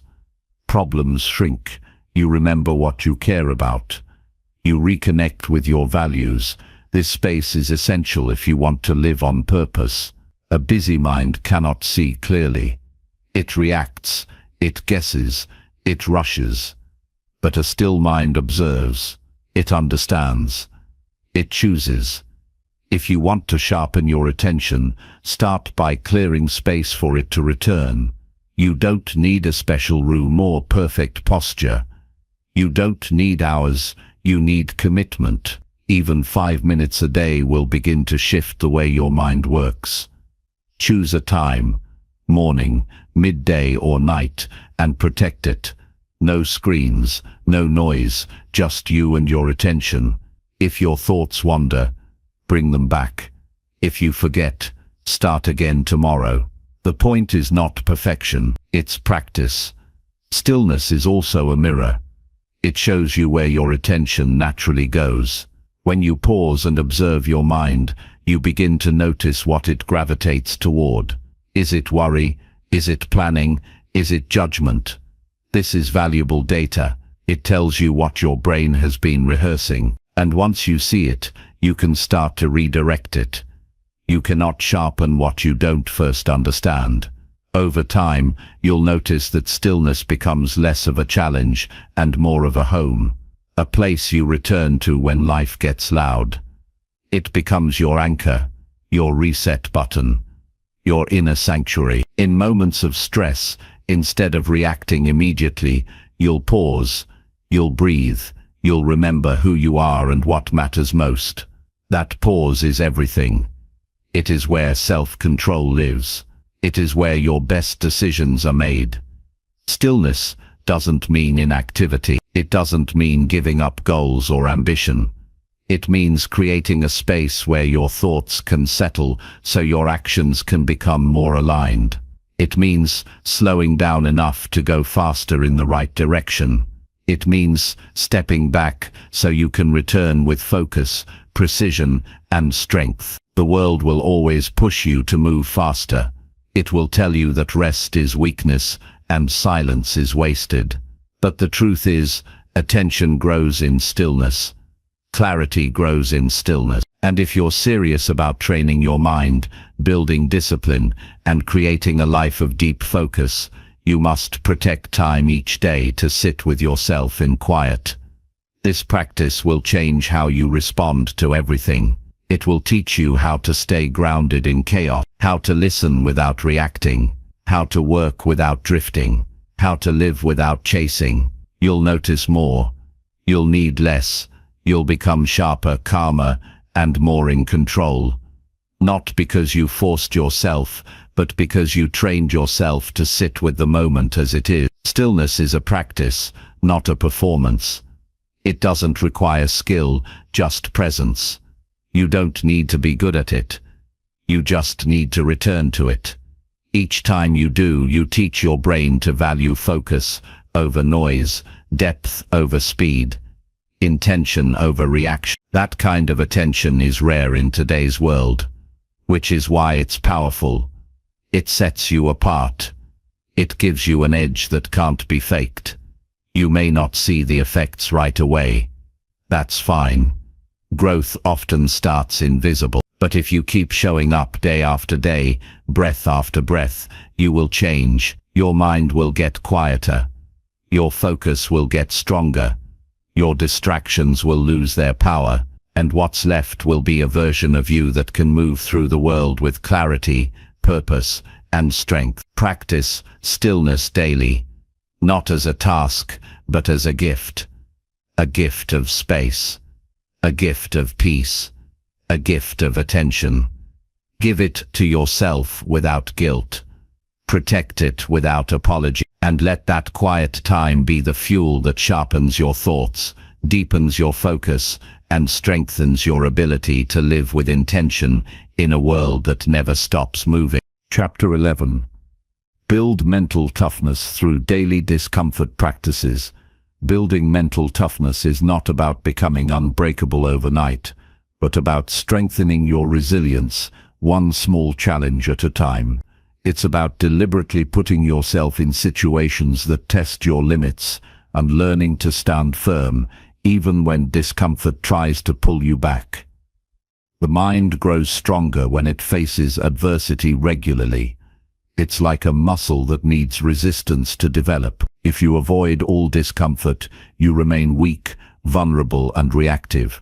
But when you choose discomfort every day, you teach your brain that it can endure, adapt, and overcome. This daily training lays the foundation for unshakable mental toughness. Discomfort is unavoidable in life, but most people spend their energy trying to avoid it. They seek comfort in distraction, convenience, and instant gratification. These habits weaken mental strength because they signal to the brain that hardship is something to escape from rather than confront. The truth is that real growth happens outside of comfort zones. When you practice leaning into discomfort, you build confidence in your ability to handle difficulty. You become less afraid of failure, setbacks, or uncertainty. This mindset shift is the core of toughness. Start by choosing small discomforts that you can handle. It doesn't need to be extreme or overwhelming. Something as simple as taking a cold shower, waking up earlier than usual, or holding a difficult conversation can serve as practice. These moments might feel uncomfortable or inconvenient, but they are gifts. Each one is a chance to prove to yourself that discomfort is not permanent and that you can control your reaction to it. When you accumulate these small wins daily, your mind learns that discomfort is not a threat, it's an opportunity. The key to making this practice effective is consistency. One day of discomfort won't transform you, but daily commitment to it will. You build tolerance gradually. Each time you push through resistance, your brain rewires. You develop a stronger sense of agency. You begin to expect difficulty and prepare for it rather than fear it. This steady build-up creates a mental armor that helps you face larger challenges with greater ease. It's important to approach discomfort with intention. Don't seek pain for pain's sake. Instead, choose challenges that have meaning or purpose. For example, if your goal is better health, commit to a workout routine that challenges your stamina. If you want to build focus, practice sitting quietly when your mind urges you to move. If you aim to improve discipline, limit distractions even when it feels tempting to indulge. Intentional discomfort leads to growth. Random suffering without direction only drains you. Pay attention to how your body and mind respond to discomfort. Notice the initial resistance, the urge to quit, the thoughts that try to convince you it's too hard. Observe these reactions without judgment. Awareness is powerful because it creates space between stimulus and response. Instead of acting on impulse, you gain control over your actions. You learn to hold steady, breathe through discomfort, and keep going. That pause builds resilience. Sometimes discomfort will trigger fear or anxiety. This is normal. Mental toughness does not mean the absence of fear. It means moving forward despite it. Fear is a signal, not a stop sign. When you face fear daily through small discomforts, it loses its power. You prove to yourself that fear is temporary and manageable. This courage builds over time, expanding your comfort zone and giving you freedom to act with confidence. Journaling your discomfort practices can accelerate growth. Write down what you did, how it felt, what thoughts came up, and how you responded. Reflect on what you learned about yourself and how you can improve. This process deepens your understanding and commitment. It transforms discomfort from a challenge to a teacher, Over weeks and months, your journal becomes a record of your progress and a source of motivation on difficult days. Avoid comparing your discomfort practices to others. Mental toughness is personal. Your challenges should match your current capacity and goals.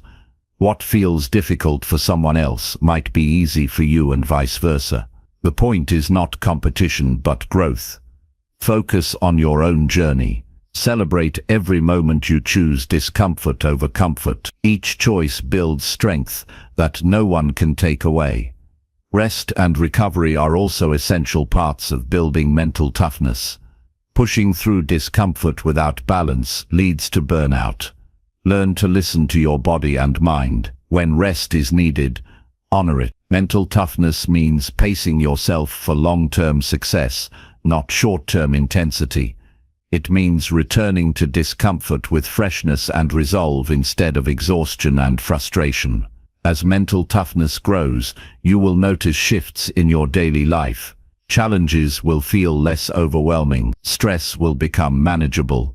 You will respond to difficulties with calm rather than panic. Your confidence will increase because you know you have endured and succeeded before. This inner strength carries into every area of life: work, relationships, health, and personal goals. Discomfort practices also improve decision-making. When your mind is trained to handle difficulty, you can think more clearly under pressure.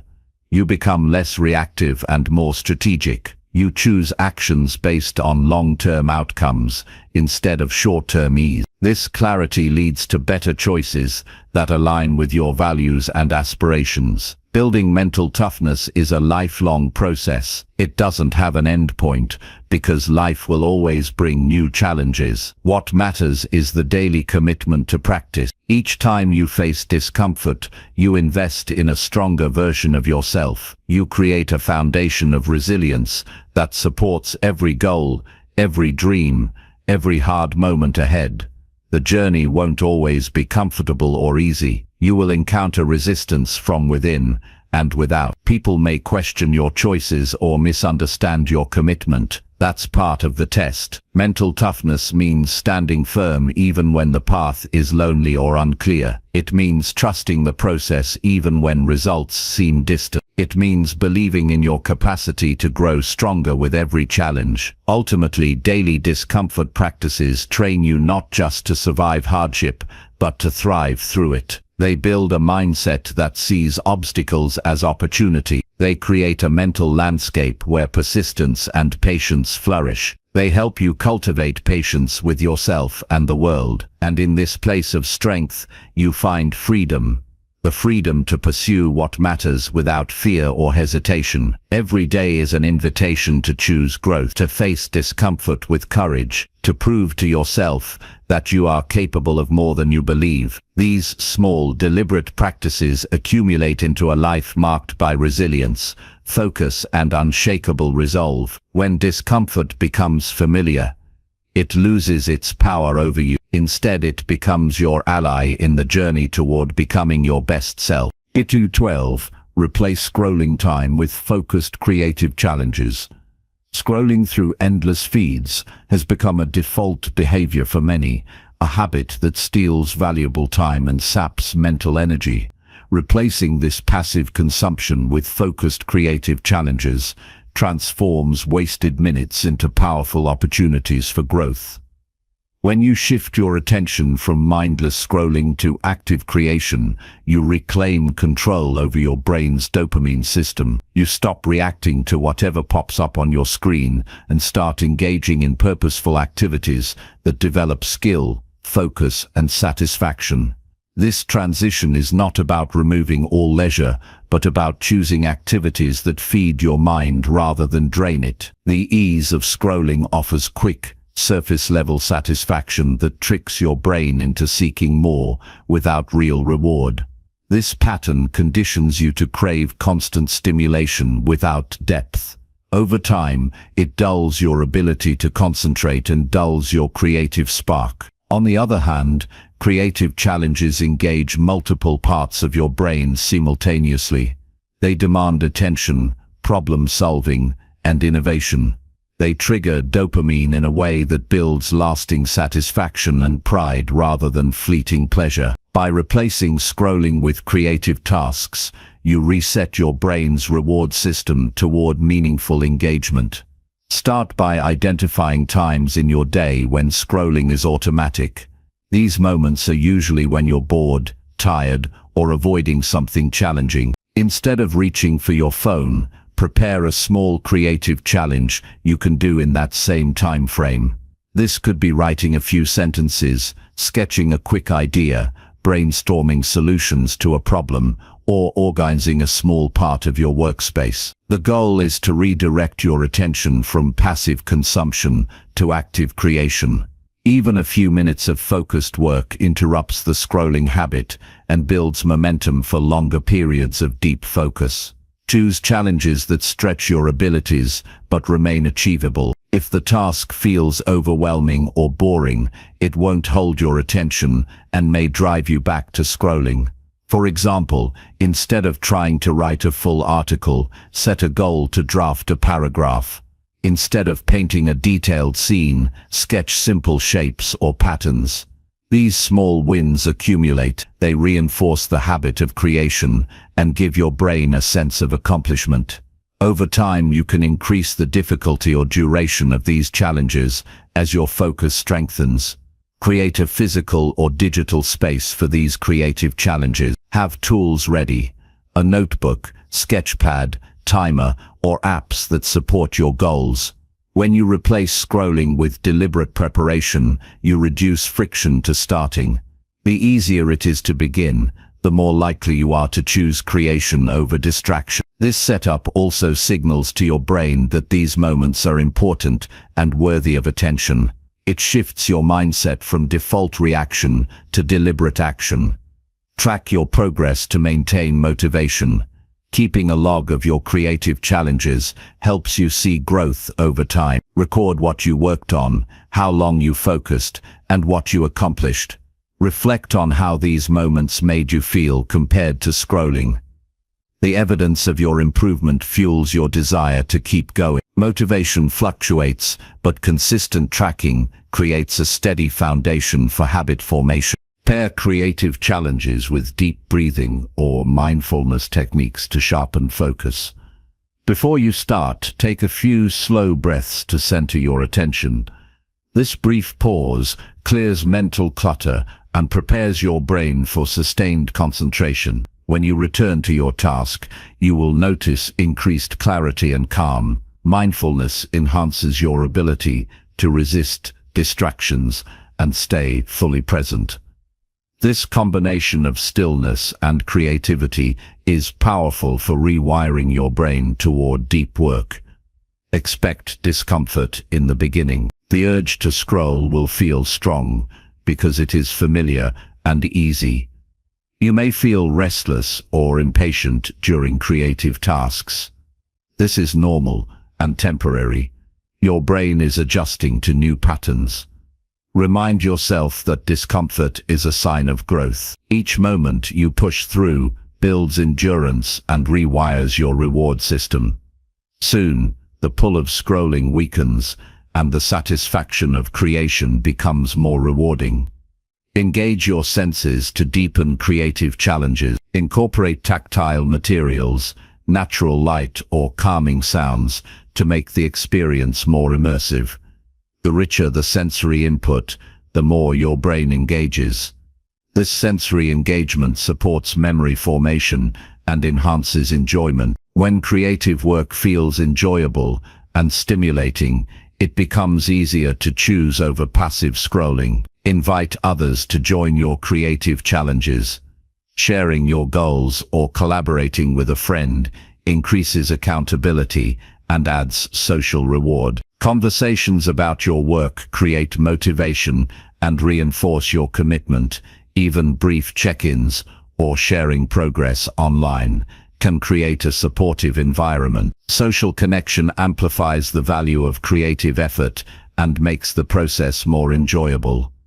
Be patient with yourself. Changing habits takes time and persistence. Some days you will fall back into scrolling without much effort. That's part of the process, not failure. Notice these moments without harsh judgment and return to your creative practice.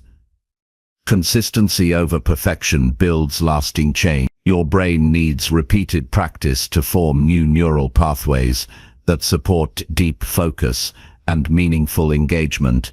Use creative challenges as a gateway to longer periods of deep work. Starting with short tasks builds confidence and momentum. Gradually increase the duration and complexity of your work as your focus improves. This gradual progression trains your brain to sustain attention over extended time frames. Eventually, the habit of creation replaces distraction naturally. Your mind craves the satisfaction of meaningful effort rather than passive consumption. Remember that creativity is not about producing masterpieces, but about engaging actively with your thoughts and skill. Whether you write a few lines, doodle freely, or organize a desk, these actions connect you to purpose. They develop your ability to focus, solve problems, and express yourself.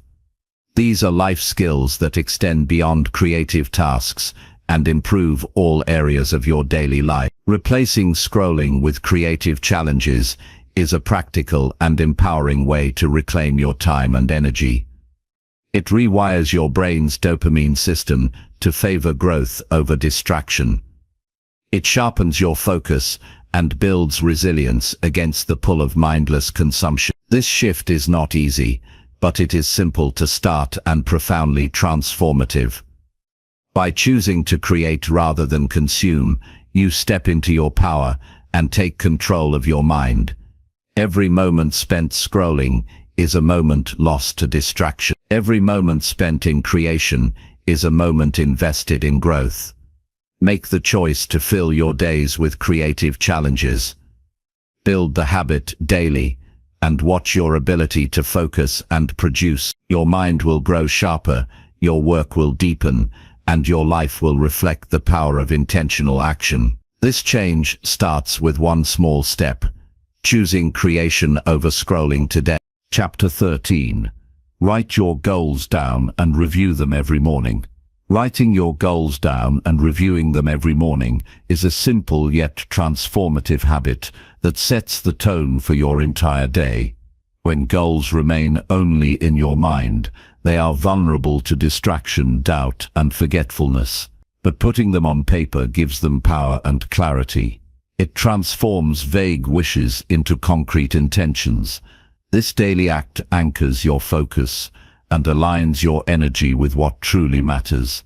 The moment you open your eyes, your written goals remind you where you want to go and why. This clarity prevents your mind from wandering into unproductive territory and helps you make decisions with purpose throughout the day.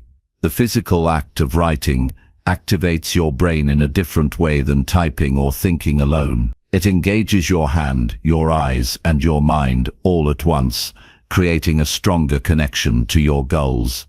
This connection makes your intentions more real. When you see your goals clearly spelled out, your brain starts working to find ways to achieve them. Writing helps organize your thoughts, breaks down overwhelm, and lights a fire under your motivation. Every word you write is an investment in your future success. Reviewing your goals each morning reinforces commitment.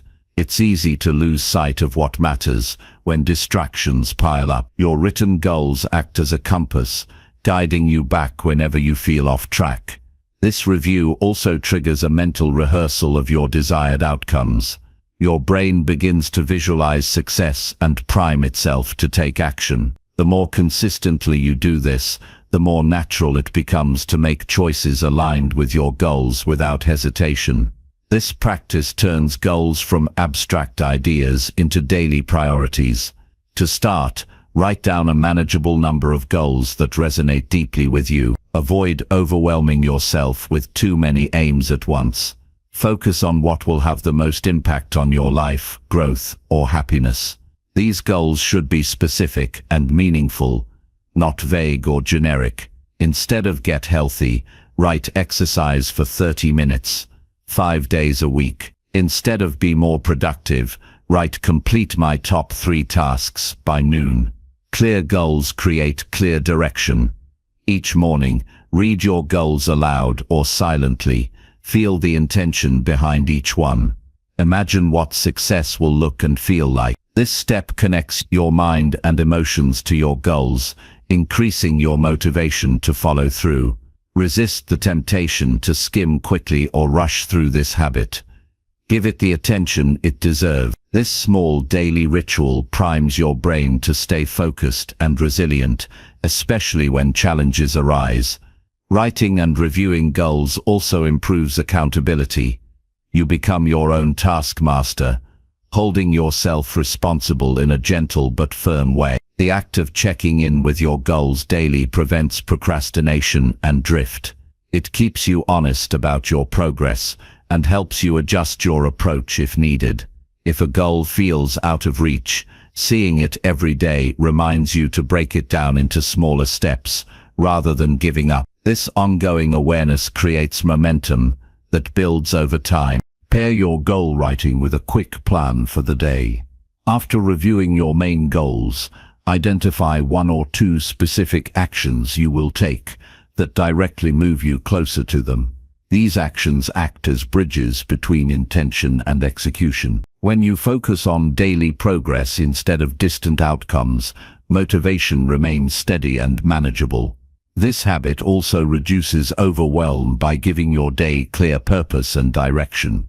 Keep your written goals visible throughout the day. Place them somewhere you can glance at easily, on your desk, bathroom mirror, or phone background. These visual reminders keep your mind tethered to your intentions even when distractions arise. The more you expose yourself to your goals, the stronger their influence over your choices. When temptation to stray appears, your written goals provide an immediate check that helps you stay on track. Reflect on your goals weekly or monthly to track progress and make adjustments. Life changes, and goals evolve. Reviewing allows you to celebrate wins, learn from setbacks, and refine your focus. This flexibility prevents stagnation and keeps your goals aligned with your true priorities. It also reinforces that goal setting is a dynamic process, not a one-time event. Avoid vague or overly ambitious goals that lack clarity or personal meaning. Goals that don't resonate deeply fail to inspire sustained effort. Instead, connect each goal to a strong why, your deeper values, dreams, or sense of purpose. This connection fuels perseverance when motivation wanes. Remind yourself daily why each goal matters. This emotional link is the difference between giving up and pushing forward. Writing and reviewing goals also improves your time management. When you know exactly what matters, you stop wasting hours on low-value tasks. Your choices become intentional rather than reactive. You prioritize activities that produce real results. This focus reduces stress and increases satisfaction because your energy is invested in what truly moves you forward. The discipline of writing and reviewing goals strengthens your self-control. It's a form of mental training that builds clarity and resilience. Your mind learns to resist distractions and delays gratification because it keeps the bigger picture in focus. This habit is a cornerstone for lifelong success and personal growth. When you master the ability to set clear goals and return to them daily, you create a foundation for all other positive habits. Remember, the process is more important than perfection. Some days you will write and review with full attention. Other days you might rush or skip steps. That's normal. The key is to keep coming back. Every time you engage in this habit, you strengthen neural pathways related to focus, motivation, and planning. Over time, these pathways become the default mode of your mind. Your goals are not just words on paper, they are the blueprint for your future. They are a commitment to yourself and your potential. Writing them down and reviewing them every morning keeps that commitment alive. It sharpens your focus, aligns your actions, and energizes your spirit. This simple habit creates a powerful ripple effect that transforms intentions into reality and dreams into accomplishments. Start today. Take a few moments to write down what matters most. Read it first thing tomorrow morning. Notice how this practice changes your mindset and day. Commit to it daily. Through this act of clarity and intention, you will train your brain to live with purpose, resilience, and unwavering focus. Your goals will no longer be distant wishes, but the driving force behind every step you take. Chapter 14. Strengthen your discipline by keeping simple promises daily. Discipline is the backbone of achievement, but it often feels elusive because people aim too high, making promises to themselves they can't keep. Strengthening discipline starts with simple, manageable commitments you can honor every day. These small promises build trust between you and yourself. Every time you keep a promise, you reinforce your self-control and your ability to follow through. This daily practice creates momentum that expands your capacity for discipline, eventually supporting larger and more complex goals. Start by choosing promises that are easy to keep, but meaningful. For example, commit to drinking a glass of water first thing in the morning, making your bed, or spending 5 minutes on a task you've been avoiding. These small actions might seem insignificant, but their power lies in consistency. When you keep a promise daily, you prove to yourself that you are reliable and capable. This belief fuels motivation and breaks the cycle of self-doubt that undermines discipline. Avoid overloading yourself with too many promises at once. Discipline grows best with focused effort. Pick 1 or 2 simple promises and make them non-negotiable. Set clear boundaries around these commitments. Treat them as if they are agreements with someone else, because in reality, they are agreements with your future self. This mindset shift transforms discipline from a chore into a form of self-respect.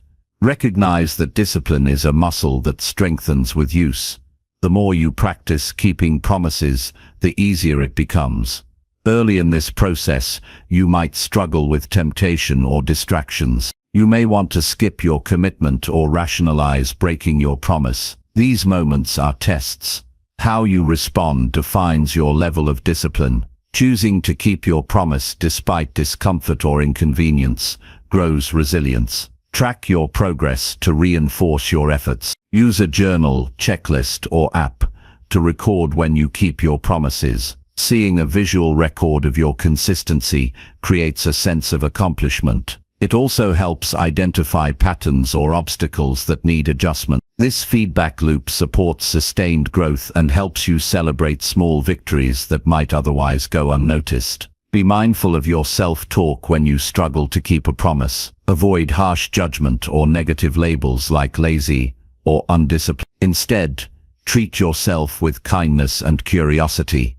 Ask what got in the way and how you can improve tomorrow. Discipline thrives in an environment of patience and learning, not punishment. This compassionate approach encourages persistence rather than defeat. Link your simple promises to your larger goals and values. Understand how these small actions contribute to your vision for your life. This connection provides deeper motivation and meaning. When you see your discipline as a pathway to what you truly desire, keeping promises becomes a step toward fulfillment rather than obligation.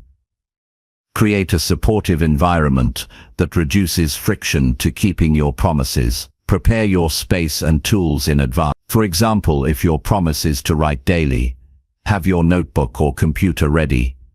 If it is to exercise, lay out your workout clothes the night before. Removing barriers makes it easier to act on your commitments, and less likely you will skip them. Use accountability to strengthen discipline. Share your promises with a trusted friend or mentor who can check in regularly. External support adds pressure and encouragement. Knowing someone else is aware of your commitment increases the likelihood you will follow through. Accountability turns private promises into public commitments that carry more weight. Celebrate each success, no matter how small. Rewarding yourself reinforces positive behavior. The reward doesn't need to be elaborate, simply acknowledging your effort builds confidence. Recognizing progress sustains motivation and encourages you to keep building your discipline habit. Be prepared for setbacks and have a plan to recover quickly. Discipline is not about perfection, but persistence. Missing a promise occasionally is normal and expected. What matters is how you respond afterward. Instead of giving up, analyze what caused the slip and recommit with renewed focus.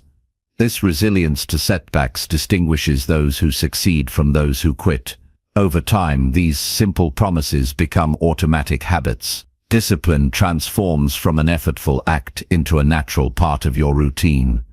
Your brain learns that following through is expected, and resistance diminishes. This automaticity frees mental energy for more complex challenges and deep work. Understand that strengthening discipline by keeping promises daily builds integrity. Integrity means aligning your actions with your word. When you consistently do what you say you will, your self-trust grows. This trust is the foundation for all personal growth. It empowers you to face bigger challenges, make difficult decisions, and pursue long-term goals without wavering. Reflect regularly on the impact of keeping your promises. Notice changes in your confidence, focus, and productivity. Observe how your ability to handle challenges improves. These reflections deepen your appreciation for discipline and inspire continued effort. They remind you that discipline is a gift you give yourself, one that pays dividends in every area of life. Discipline through daily promises also cultivates patience. Progress is often slow and subtle. The cumulative effect of small, consistent actions builds momentum that eventually leads to breakthrough. Trust this process. Avoid the trap of impatience or seeking quick fixes. Real discipline is built over time through steady commitment. As you grow more disciplined, extend your promises gradually. Challenge yourself with slightly harder commitments that push your boundaries. This progression ensures continual growth and prevents stagnation. Each new promise stretches your capacity and confidence, making you stronger and more resilient. Keep in mind that discipline is a skill, not a fixed trait. Everyone can develop it regardless of past habits or current challenges. The key is starting where you are with what you can manage. The cumulative effect of small daily promises creates lasting transformation. You become a person who follows through, achieves goals, and commands respect from yourself and others. Embrace the power of simplicity in building discipline. Complex systems or drastic changes often fail because they overwhelm and discourage. Simple promises are sustainable, practical, and accessible. They build a solid foundation for all other habits and behaviors. Discipline cultivated this way is flexible and enduring. Strengthening discipline through daily promises reshapes your identity. You start seeing yourself as reliable, focused, and determined. This identity shift influences your decisions, actions, and relationships. It creates a positive feedback loop that reinforces your best qualities. You no longer need to rely on willpower alone, because discipline becomes part of who you are. Keep in mind that the journey to stronger discipline is ongoing. Life circumstances change, and new challenges arise.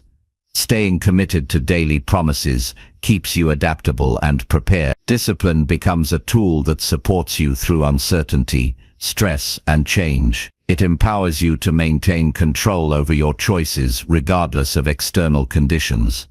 Ultimately, the practice of keeping simple promises daily is a profound act of self-love and respect. It honors your potential and your commitment to growth. Each promise kept strengthens the foundation on which your future success is built. This daily discipline transforms intention into action, dreams into reality, and ordinary moments into steps toward a meaningful life. Chapter 15.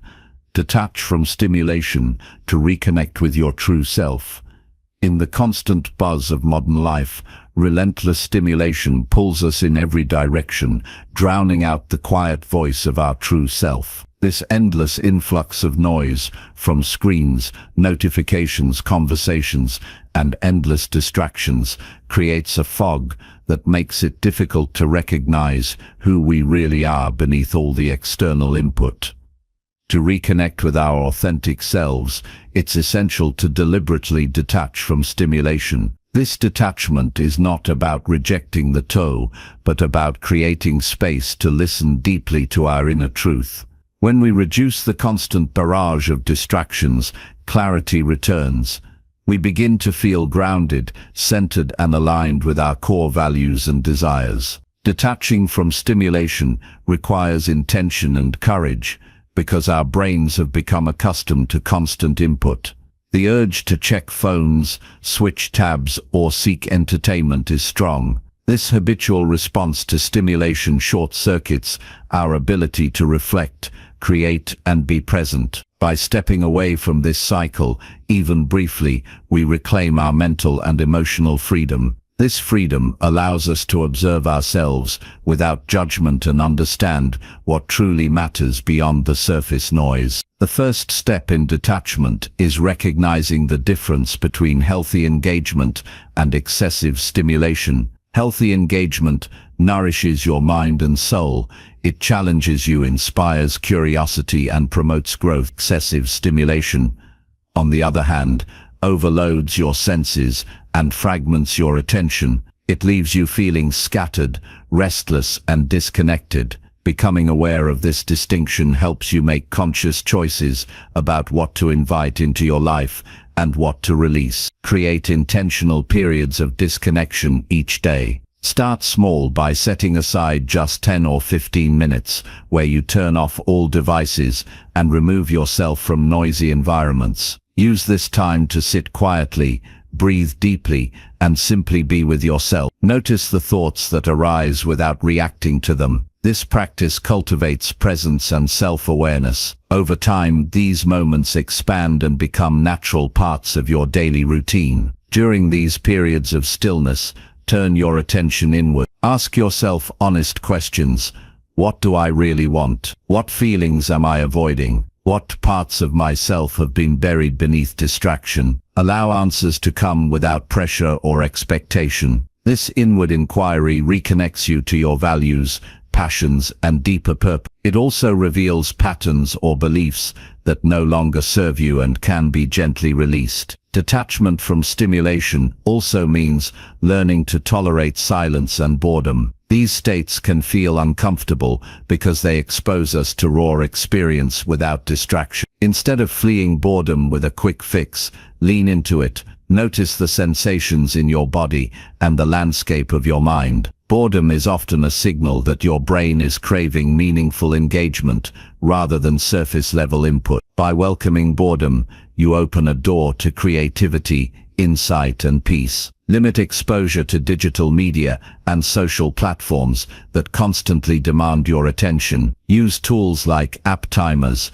do not disturb modes, or scheduled breaks to regulate your consumption. When you control how and when you engage with digital content, you reduce mental clutter. This control is empowering and restores focus. It also prevents the addictive feedback loop that drains your energy and disconnects you from yourself. Physical environment plays a role in detaching from stimulation. Design spaces that support calm and reflection. Remove unnecessary gadgets, reduce noise, and incorporate natural elements like plants or sunlight. A serene environment invites you to slow down and listen deeply. It reminds your brain that it's safe to relax and tune inwards, rather than constantly scanning for new input. Reconnecting with your true self also involves reconnecting with your body. Movement practices such as walking, stretching, or yoga help ground you in the present moment. When your body feels alive and connected, your mind follows. Sensory experiences like feeling the ground under your feet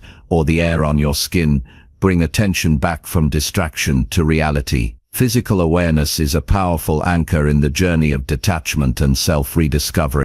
Practice mindful breathing as a tool to detach from overstimulation instantly. Whenever you feel overwhelmed or scattered, pause and take slow, deep breaths. Focus on the sensation of air filling and leaving your lungs.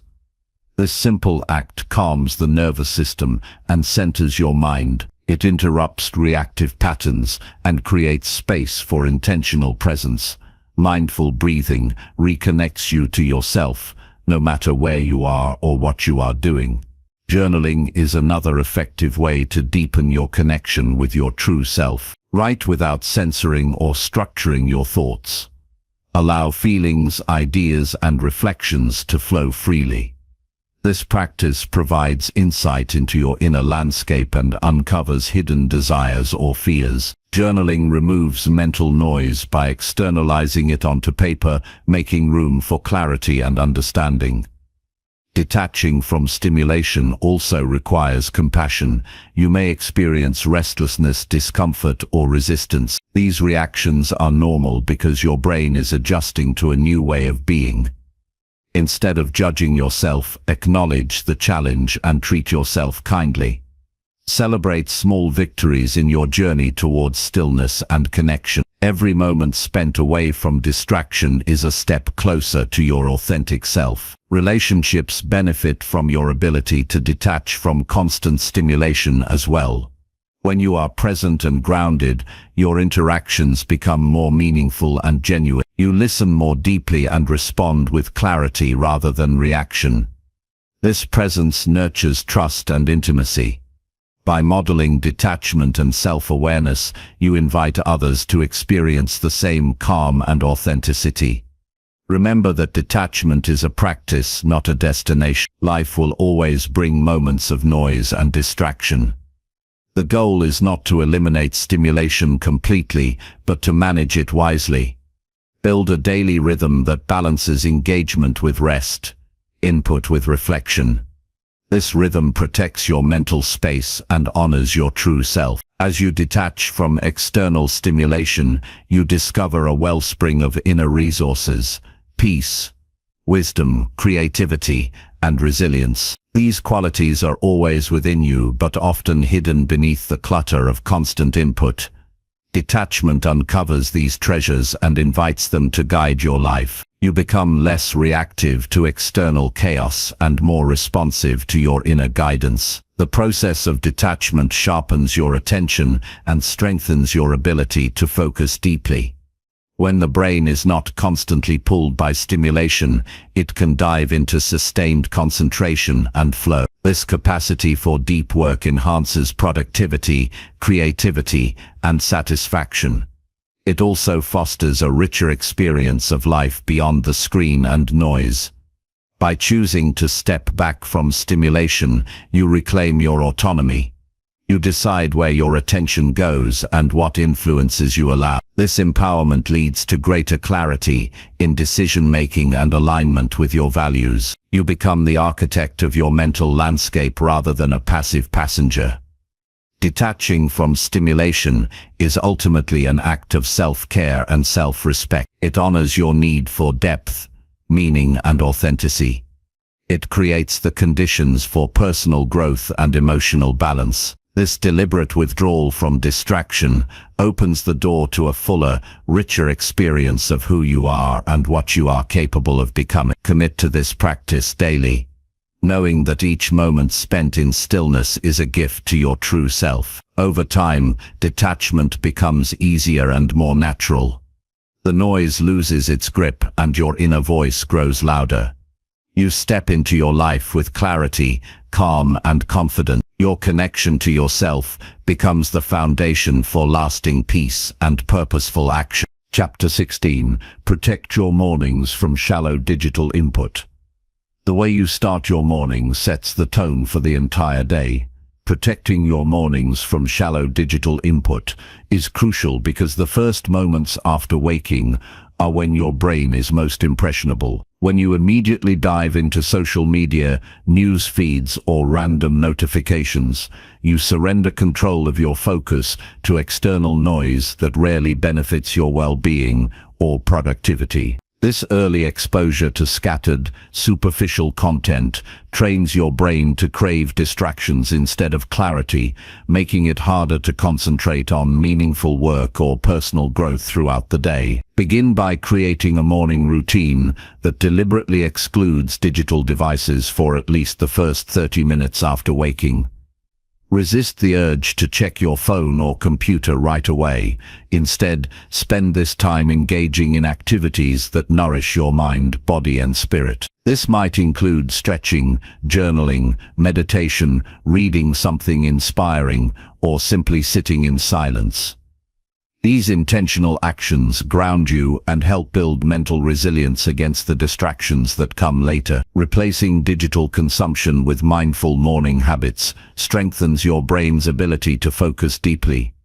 When you start your day with calm and purpose, you set a precedent for how you will handle challenges and interruptions. Your brain begins to associate mornings with clarity and presence, which creates a powerful ripple effect throughout your day. Over time, this consistent practice rewires your habits so that you naturally seek meaningful input instead of shallow distraction. Control over your morning environment supports this protection. Charge your devices outside the bedroom or at least out of reach so you are not tempted to grab them first thing. Use an old-fashioned alarm clock if necessary to avoid the habit of checking your phone. Establish a physical space in your home that invites calmness and reflection in the morning.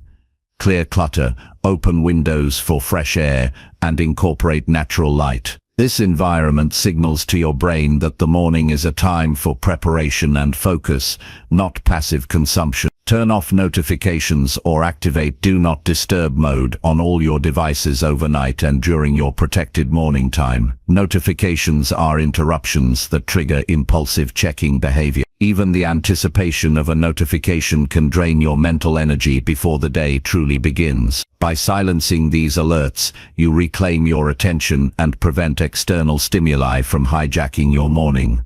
Plan your digital interactions deliberately later in the day. Schedule specific times to check emails, social media, or news rather than allowing these activities to dictate your time. When you organize digital engagement into controlled windows, you reduce the cognitive cost of constant switching between tasks and distraction. This discipline preserves your mental energy for deep work and meaningful connection. During your no-device morning routine, focus on activities that inspire creativity and intentionality. Writing down your goals or intentions for the day, reflecting on what you are grateful for, or visualizing your ideal outcomes can all prepare your mind for success. These practices cultivate a mindset of growth and resilience, setting a strong foundation for handling digital input wisely later on. Recognize the addictive nature of shallow digital content. Many apps and platforms are designed to capture and hold your attention through endless scrolling, notifications, and instant reward. When you allow this stimulation first thing in the morning, your brain's dopamine system is primed for quick gratification, making it harder to resist distractions throughout the day. Protecting your mornings disrupts this cycle and helps reset your brain's reward system. It's important to practice self-compassion as you implement this change. Breaking the habit of morning device use can be challenging because it often serves as a comfort or automatic reaction. When you catch yourself reaching for your phone, acknowledge it without judgment and gently redirect your attention to your chosen morning practice. Each moment of redirection strengthens your self-control and builds new neural pathways that support focused attention. Consider sharing your intention to protect your mornings with those around you. Explaining your practice to family or housemates creates understanding and support. They can help by respecting your morning routine and avoiding interruptions. This social reinforcement makes it easier to maintain your commitment, especially during difficult moments. Protecting your mornings from shallow digital input also improves your emotional health. Early exposure to negative news, social comparisons, or overwhelming information can trigger anxiety, stress, and a scattered mind. By choosing to start your day with calm and meaningful activities, you reduce these harmful emotional impacts and create a positive psychological state. This emotional balance supports better decision-making and resilience in the face of daily challenges. Evaluate your progress regularly and adjust your routine as needed. Notice how mornings without immediate digital input affect your mood, energy, and productivity. Use these observations to motivate yourself to maintain or deepen your practice. If needed, gradually increase the time you spend away from screens in the morning. This flexibility ensures your routine remains sustainable and effective. Understand that protecting your mornings is not about rejecting technology, but about mastering it. Technology can be a powerful tool when used intentionally. Setting boundaries around when and how you engage with it is an act of self-mastery that preserves your mental clarity and focus. This discipline in the morning serves as a model for managing digital distractions throughout the rest of your day. Eventually, you will notice a shift in how you relate to your devices. They become tools that serve your goals rather than sources of endless distraction. Your mornings become a sacred time that prepares you mentally, emotionally, and physically for the demands ahead. This practice enhances your ability to engage deeply with work, relationships, and personal growth opportunities. By protecting your mornings from shallow digital input, you reclaim your agency over your time and attention. You begin each day with intention rather than reaction. This shift has the power to transform your productivity, creativity, and overall sense of well-being. It cultivates a strong foundation for lifelong focus and resilience in a world filled with distractions. Embrace the discipline of a device-free morning as a commitment to your highest self. This simple yet powerful habit invites calm, clarity, and purposeful action into your life. It honors your need for mental space and intentional focus. Through this daily protection, you cultivate a mindset that values depth over distraction and presence over impulsivity. Start today by identifying one small change to reduce digital input in your morning routine. Maybe it's moving your phone away from your bed, setting a timer before you check devices, or beginning the day with a mindful breath. Take that first step and build from there. Each morning you protect shapes a stronger, clearer, and more focused version of yourself. Your mornings are your foundation. Guard them fiercely. With this protection in place, you prepare yourself to face the day with energy, intention, and unwavering focus. This daily practice is a cornerstone in training your brain for deep work and meaningful success. Chapter 17. Build daily wins that prove your control to yourself. Every day presents countless opportunities to assert control over your habits, thoughts, and choices. Building daily wins is about intentionally identifying small, achievable actions that reinforce your ability to direct your life, rather than be driven by impulse or external circumstances. These wins are evidence to yourself that you hold the reins and can shape your reality through consistent, deliberate effort. Each victory, no matter how minor it seems, accumulates and creates a foundation of self-trust and confidence that fuels larger achievements. Start by recognizing that control is not about perfection but about persistence. No one is flawless and setbacks are natural. What matters is the decision to act intentionally in the present moment. Each successful choice you make is a win. It might be as simple as resisting the urge to check your phone during focused work or completing a task you've been procrastinating on. These small victories remind you that your willpower can be strengthened through practice.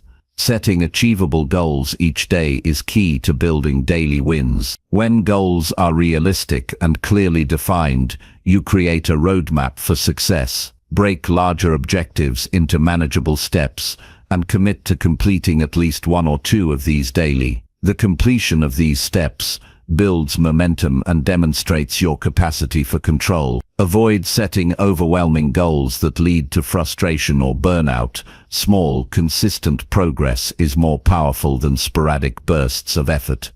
Celebrate each win with genuine acknowledgement. This doesn't mean indulging in excessive praise or distraction, but taking a moment to recognize your effort and achievement. This recognition releases positive feelings that reinforce your behavior and encourage repetition. Over time, this cycle of action and reward rewires your brain to seek fulfillment from self-discipline rather than external gratification. Track your wins to create visible evidence of your progress. Use a journal, checklist, or digital tool to record daily accomplishments. This practice provides a clear record of growth and helps maintain motivation during challenging times. When doubts arise, reviewing your list of wins reminds you of your capability and resilience. This documentation also highlights patterns of success and areas for improvement. Develop rituals that support your ability to generate daily wins. Rituals are repeated actions that prepare your mind and body for success. For example, a morning routine that includes reviewing your goals or a brief meditation session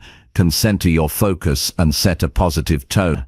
Rituals reduce decision fatigue and create a stable framework within which wins become easier to achieve consistently. Learn to embrace discomfort as part of building control. Many opportunities to prove your discipline come disguised as challenges or resistance. Choosing to act despite discomfort strengthens mental toughness and expands your limits. Each time you face a difficult moment and come out successful, you prove to yourself that you can endure and thrive under pressure. Avoid the trap of seeking instant gratification by postponing rewards until after you complete meaningful actions. This delay trains your brain to value effort and patience. For example, allow yourself a small treat only after finishing a focused work session or exercise routine. These delayed rewards increase the sense of accomplishment and reinforce self-control. Surround yourself with reminders of your commitment to daily wins. Visual cues, such as notes, affirmations, or goal lists, can keep you focused and motivated. When temptation or distraction arises, these reminders anchor you to your purpose and inspire you to persevere. External support structures play an important role in sustaining discipline. Recognize that building control through daily wins impacts all areas of life. Improved self-mastery enhances decision-making, emotional regulation, and relationships. The confidence gained spills over into new challenges, creating a virtuous cycle of growth. Each win compounds and deepens your sense of personal power and autonomy. When setbacks occur, view them as learning opportunities rather than failures. Analyze what led to the lapse and adjust your approach without harsh self-judgment. This mindset fosters resilience and prevents discouragement. The ability to bounce back quickly is a hallmark of those who master self-control and achieve lasting success. Practice mindfulness to increase awareness of your impulses and reactions. By observing thoughts and feelings without immediate action, you create a space to choose your response consciously. This awareness is critical to interrupting automatic behaviors that undermine control. Mindfulness strengthens your ability to act with intention and build consistent wins. Use accountability to reinforce your commitment. Share your daily goals and progress with a trusted friend, mentor, or community. External support encourages responsibility and provides encouragement during difficult periods. Knowing others are invested in your success can motivate you to maintain focus and discipline. Adapt your strategies as you learn what works best for you. Building control is a dynamic process requiring flexibility and experimentation. Some tactics may be more effective than others, depending on your personality and circumstances. Stay open to change and continuously refine your approach to maximize your daily wins. Visualize the person you want to become, disciplined, focused, and in control. Use this vision to inspire your daily efforts and maintain long-term commitment. Seeing yourself as capable and powerful fuels motivation and guides your choices toward consistent success. Visualization connects your present actions to future identity. Understand that building daily wins is an investment in your future self. Every effort you make today compounds over time, leading to exponential growth. Discipline cultivated through consistent small victories creates a life aligned with your deepest values and aspirations. This steady progress lays the groundwork for remarkable achievements. Celebrate progress without waiting for perfection. Acknowledge that growth happens in stages and that persistence matters more than speed. This attitude nurtures patience and reduces frustration, allowing you to maintain enthusiasm for your journey. Each step forward, however small, is a meaningful win. Challenge yourself periodically, raise the bar on what constitutes a daily win. As your control strengthens, expand your goals to include more demanding tasks or new areas of growth. This continuous challenge keeps you engaged and prevents complacency. Stretching your limits builds greater resilience and capacity. Recognize the connection between physical health and self-control. Regular exercise, proper nutrition, and adequate rest support brain function and willpower. Taking care of your body strengthens your ability to sustain discipline and perform deep work. Integrate health-promoting habits to enhance your overall control. Maintain a positive mindset focused on possibility and growth. Replace limiting beliefs with empowering ones that reinforce your capacity for self-mastery. The stories you tell yourself shape your reality, so cultivate narratives that inspire perseverance and confidence. This mental framework supports ongoing success. Ultimately, building daily wins is about proving to yourself that you are the author of your life. It shifts your perspective from victimhood to empowerment. With each win, you reclaim ownership of your actions, choices, and destiny. This process cultivates freedom, fulfillment, and lasting transformation. Chapter 18. Use boredom as a tool to build deep focus. Boredom is often seen as a negative state to be avoided at all costs, but it holds immense potential as a powerful tool for building deep focus. When the mind feels bored, it's actually signaling a hunger for meaningful engagement rather than superficial distraction. Learning to embrace boredom instead of fleeing it unlocks the ability to sustain attention and dive deeply into important work or reflection. This shift transforms boredom from a frustrating experience into a valuable opportunity for growth. In a world designed to constantly entertain and distract, boredom has become unfamiliar and uncomfortable. The instant gratification of screens, notifications, and endless content offers an easy escape. When boredom arrives, the natural impulse is to seek immediate relief. This habitual avoidance prevents the brain from developing patience and the capacity to engage fully with tasks that require prolonged focus. Understanding boredom as a necessary stage in the process of concentration helps reframe this discomfort as a step toward mastery. Training the brain to tolerate boredom begins with intentionally creating moments of stillness or low stimulation during your day. This can be as simple as sitting quietly without a phone, waiting in line without distractions, or deliberately choosing activities that don't offer instant rewards. These moments build resilience and teach the mind that it doesn't need constant entertainment to feel content. The ability to sit with boredom without reactive behaviors is foundational to cultivating deep focus. Recognizing the sensations of boredom without judgment is crucial. Notice the physical feelings, restlessness, impatience, or mental wanderings, without labeling them as bad or wrong.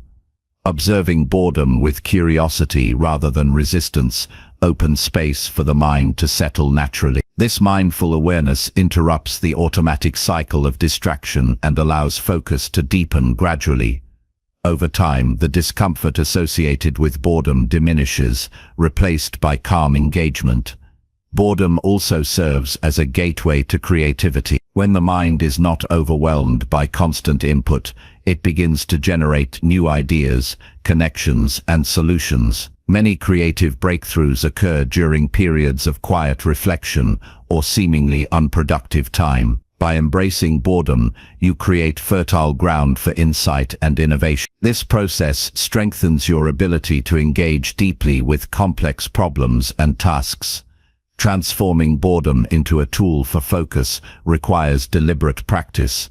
Start by setting aside specific times each day to experience boredom without distraction. Use these intervals to observe your thoughts, breathe deeply, and remain present. Gradually increase the duration as your tolerance grows.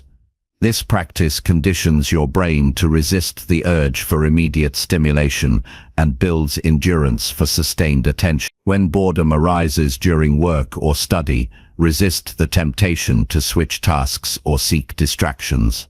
Instead, recognize it as a natural phase of the cognitive process. Use techniques such as focused breathing or gentle refocusing to maintain attention. Understand that boredom often signals the brain is transitioning between phases of deep processing. Staying with this sensation supports the development of flow states, where productivity and creativity. Create environments that minimize external stimulation to support boredom tolerance and focus. Designate quiet spaces free from unnecessary noise, visual clutter, and digital interruptions. These settings encourage the mind to slow down and engage fully with the task at hand. A controlled environment reduces the likelihood of impulsive escapes into shallow distractions. Set realistic expectations about boredom and focus. Building these capacities takes time and patience. Avoid frustration when your mind wanders or when boredom feels intense. Instead, view these challenges as part of the learning process. Celebrate progress in your ability to remain present and attentive despite discomfort. This mindset nurtures perseverance and self-compassion. Incorporate movement and sensory grounding practices when boredom feels overwhelming. Brief walks, stretching, or focusing on tactile sensations can help regulate the nervous system and support sustained attention. These physical anchors provide relief without resorting to digital or superficial distractions. Integrating body awareness enhances your capacity to remain focused during boring moments. Use boredom as a signal to reconnect with your purpose and goals. When the urge to escape boredom arises, remind yourself why deep focus matters to you. Anchor your attention in the meaningful outcomes you are working toward. This connection provides motivation to endure discomfort and resist distraction. Purpose acts as a compass that guides your focus through boredom. Limit your exposure to high stimulation content outside of focused work periods. Reducing the overall level of sensory input strengthens your brain's ability to tolerate boredom and sustain attention. Constantly flooding your senses with fast-paced entertainment trains your brain to seek only immediate gratification. Deliberate reduction of stimulation rebuilds capacity for slow, deep thinking. Reflect regularly on your experiences with boredom and focus. Journal about what you notice, how your mind responds, and any insights gained. This reflection deepens awareness and reinforces learning. Writing about your practice turns abstract experiences into concrete understanding that supports continued growth. Encourage a mindset that values process over instant results. Deep focus and productive work often unfold gradually and require patience. Boredom is part of this process, not a sign of failure or lack of interest. Embracing the journey and accepting discomfort as a teacher fosters long-term success and satisfaction. Surround yourself with reminders of your commitment to harness boredom for growth. Visual cues or affirmations can prompt you to choose presence over distraction when boredom strikes. These supports strengthen your resolve and help maintain consistent practice. External reminders are powerful allies in building new habits. Understand that boredom is a natural and necessary condition for developing mental strength.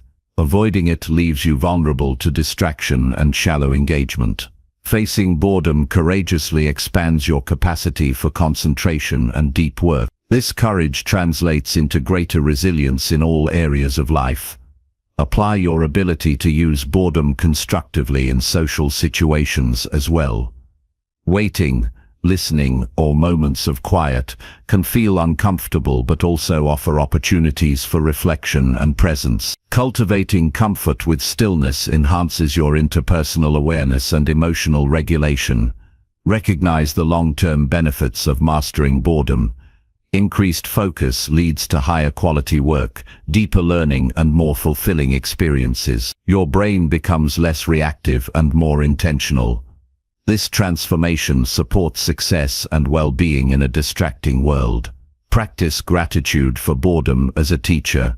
Although initially unwelcome, it reveals important truths about your habits, desires, and attention. Viewing boredom as a guide rather than an enemy changes your relationship with it fundamentally. This gratitude fosters openness and curiosity. Commit to daily moments of boredom as a discipline that trains your brain for deep focus. This commitment is an investment in your mental clarity and creative power. With regular practice, boredom shifts from a source of frustration to a tool of transformation. Through embracing boredom, you reclaim your attention and redirect it toward meaningful engagement. You move from reactive distraction to deliberate focus. This shift empowers you to accomplish more, feel more present, and experience life more fully. Boredom, once resisted, becomes a powerful ally on your journey of growth. Chapter 19. Track your dopamine triggers and reduce their power. Becoming aware of what triggers dopamine release is essential for gaining control over your impulses and habits. Dopamine is the brain's chemical messenger that motivates reward-seeking behavior, but when its triggers are unchecked, they can hijack your focus and energy. Tracking these triggers brings hidden patterns into the light, allowing you to understand how often and why you seek quick bursts of pleasure or distraction. This awareness is the first powerful step toward reducing their hold and reclaiming your mental clarity. Begin by observing your daily routines and interactions with your environment. Notice the moments when you feel an intense urge to check your phone, snack mindlessly, scroll social media, or seek any quick fix that sparks a fleeting dopamine hit. These urges are not random, but often linked to specific contexts, emotions, or times of day. Writing down these instances helps you identify common themes, such as boredom, stress, or certain locations that prompt impulsive behavior. Keep a dedicated journal or digital log for a week or more to record your dopamine triggers. Note the exact activity, time, emotional state, and environment when the urge arises. This record will reveal patterns that are difficult to detect in the flow of daily life. For example, you might discover that you reach for your phone during breaks or when feeling anxious. Recognizing these triggers enables you to anticipate and prepare for them. Understand that not all dopamine triggers are harmful. Some encourage productive behavior and motivation. The key is differentiating between triggers that support your goals and those that detract from them. High-impact distractions like endless notifications or compulsive snacking pull you away from deep work, while constructive triggers, such as rewarding yourself after focused effort, enhance productivity. Tracking helps clarify which triggers to minimize and which to nurture. Once you identify your primary dopamine triggers, develop strategies to reduce their influence. This might include physical changes like moving your phone out of reach during work sessions or uninstalling addictive apps. Altering your environment to remove or limit access to common triggers reduces the frequency of impulsive behavior. These changes require discipline but create a buffer that weakens the automatic response to stimuli. Create friction for your dopamine-driven impulses by inserting small obstacles before you act. For example, require yourself to wait 5 minutes before checking social media or eating a snack. This delay disrupts the immediate gratification loop and gives your rational mind time to assess whether the action aligns with your goals. Over time, this practice strengthens self-control and diminishes the power of triggers. Use mindfulness techniques to observe your urges without reacting automatically. When a dopamine trigger appears, pause and examine the sensation without judgment. Acknowledge the urge and its cause, then choose a response consciously. This awareness interrupts habitual reactions and fosters intentional decision-making. Mindfulness also reduces the emotional intensity that often accompanies cravings, making them easier to manage. Replace harmful dopamine triggers with healthier alternatives that satisfy the brain's need for reward without undermining focus. For instance, substitute social media scrolling with a brief walk, stretching, or a few deep breaths. These activities provide mild dopamine release, but support well-being and attention. Developing a repertoire of positive responses to triggers reduces reliance on destructive habits. Set clear boundaries around technology use, especially in environments where your triggers are strong. Designate specific times for checking emails or social media, and stick to these windows strictly. This scheduled approach prevents scattered attention and lowers the chance of falling into impulsive dopamine-seeking behaviors. Consistent boundaries train your brain to expect stimulation only at appropriate times. Leverage the power of accountability by sharing your tracking efforts with a trusted friend or mentor. Reporting your progress and challenges increases motivation to stay committed. External support can provide encouragement and practical advice for managing triggers. Knowing someone else is aware of your goals strengthens your resolve. Regularly review your dopamine trigger log to evaluate progress and identify new patterns. As you reduce the power of some triggers, others may emerge. Ongoing monitoring ensures you remain vigilant and proactive. This process promotes continuous growth and adaptation in managing impulses. Develop a reward system that aligns dopamine release with constructive habits. For example, allow yourself a small treat only after completing a focused work session. Linking rewards to achievement reinforces positive behavior and retrains the brain's reward pathways.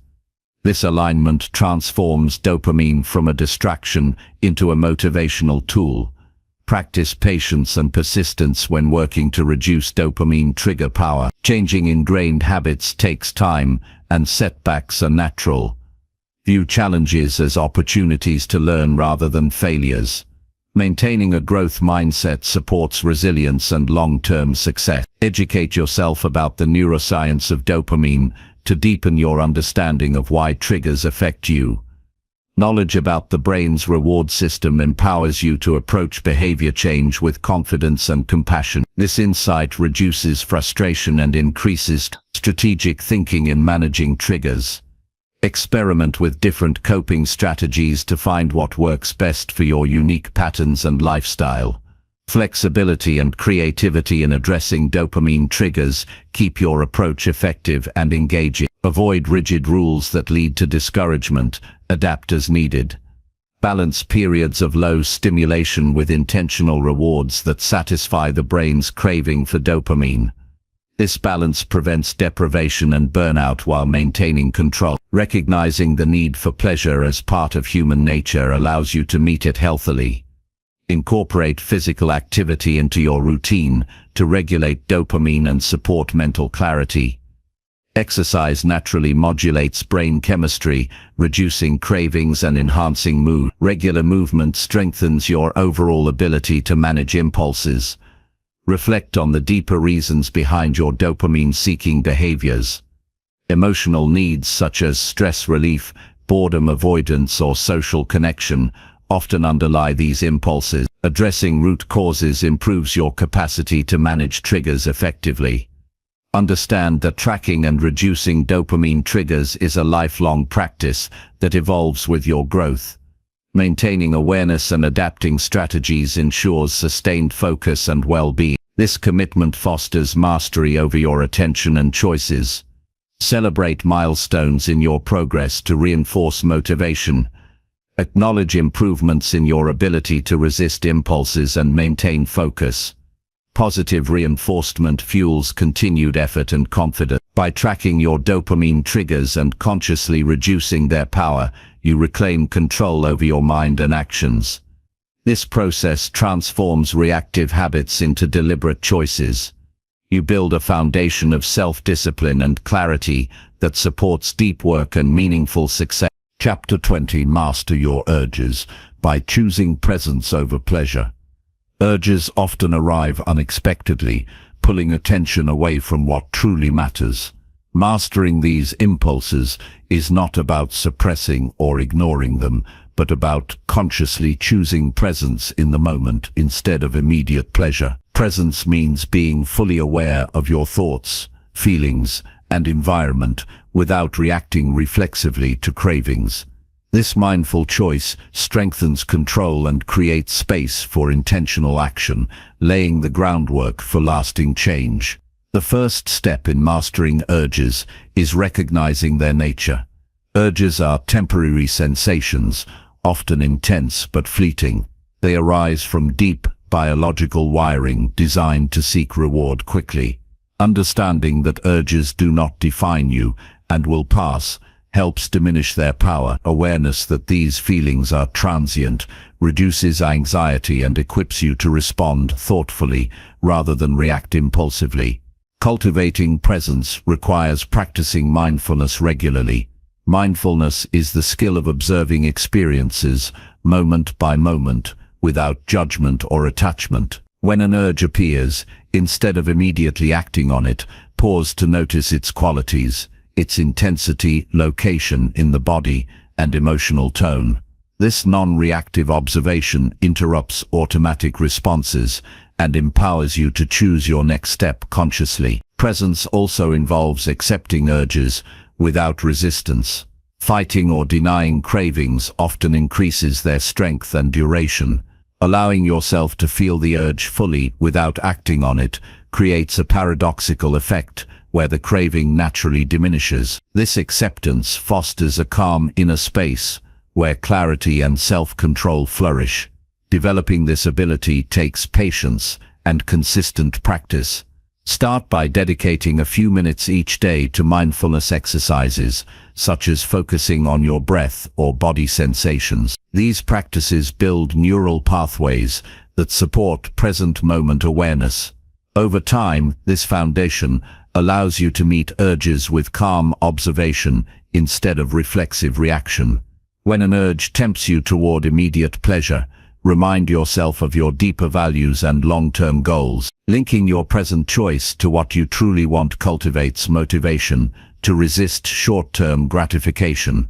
This connection anchors you in presence by orienting your mind toward meaningful outcomes instead of fleeting rewards. Create mental cues or affirmations to reinforce your commitment to presence over pleasure. Simple statements like "I observe and choose" or "this urge will pass" serve as reminders to stay grounded when cravings arise. Repeating these phrases helps redirect focus and strengthens resolve during challenging moments. Use grounding techniques to anchor yourself in the present when urges feel overwhelming. Physical actions, such as feeling your feet on the ground, pressing your hands together, or taking slow, deliberate breaths, help shift attention from the craving to the here and now. These sensory anchors calm the nervous system and enhance your ability to respond with intention. Plan ahead for situations where urges are likely to occur. Anticipating triggers and rehearsing your response equips you with strategies to maintain presence. For example, if you often crave distractions during work, prepare a list of mindful pauses or brief physical movements to use instead. This proactive approach reduces the chance of reactive behavior. Surround yourself with environments and people that support your practice of presence. Minimize exposure to high stimulation settings or influences that encourage impulsive pleasure-seeking. Seek companions who value mindfulness and self-control, as their example and support reinforce your efforts. Social context significantly impacts your ability to master urges. Reflect on past experiences where choosing presence led to positive outcomes. Remember the sense of empowerment, clarity, or progress gained by resisting immediate pleasure. Drawing strength from these memories reinforces your belief in your capacity to manage urges effectively. This self-trust grows with every successful choice. Recognize that mastering urges enhances your overall emotional intelligence. Increased awareness and regulation of impulses improve relationships, decision-making, and stress management. Choosing presence cultivates a calm, resilient mind capable of navigating life's challenges with grace and composure. Practice gratitude for the moments of choice between presence and pleasure. Each urge is an opportunity to strengthen self-mastery and deepen your connection with yourself. Appreciating these moments transforms challenges into meaningful practice and fuels continued growth. Balance is important. Mastering urges does not mean eliminating all pleasure. Instead, it involves distinguishing between pleasure that aligns with your values and pleasure that undermines your goals. Thoughtful enjoyment enhances life without compromising focus and discipline. Presence allows you to savor positive experiences fully without becoming controlled by them. Develop a daily routine that incorporates moments of stillness and reflection. These practices build the mental muscles necessary to stay present during tempting urges. Regular meditation, journaling, or mindful walking cultivate ongoing awareness and reinforce your ability to choose presence. Recognize that setbacks are part of the journey. If you give in to an urge, respond with compassion rather than self-criticism. Analyze what led to the lapse and use it as information to adjust your strategies. Resilience grows from learning and persistence, not perfection. Integrate movement and exercise to support urge mastery. Physical activity releases natural mood-enhancing chemicals and reduces stress, decreasing the intensity and frequency of cravings. A healthy body supports a focused, disciplined mind. Maintain a mindset focused on growth and possibility. View mastering urges as an evolving skill that expands your freedom rather than a restriction. This perspective encourages experimentation, flexibility, and continued commitment. Celebrate incremental progress to maintain motivation. Recognize that each moment of presence is a victory that strengthens your overall self-control. Positive reinforcement creates a feedback loop that propels ongoing success. Use visualization techniques to imagine yourself responding to urges with calm presence. Mental rehearsal prepares your brain for real situations and boosts confidence. This practice enhances your ability to act in alignment with your values when cravings arise. Understand that mastering urges by choosing presence cultivates profound inner freedom. It breaks the cycle of chasing fleeting pleasures and opens the door to sustained focus, creativity, and fulfillment. This mastery empowers you to live intentionally and fully. Commit to this lifelong practice with patience and determination. The ability to choose presence over pleasure is a cornerstone of deep work and personal transformation. With consistent effort, you cultivate a resilient mind capable of shaping your life according to your highest aspiration.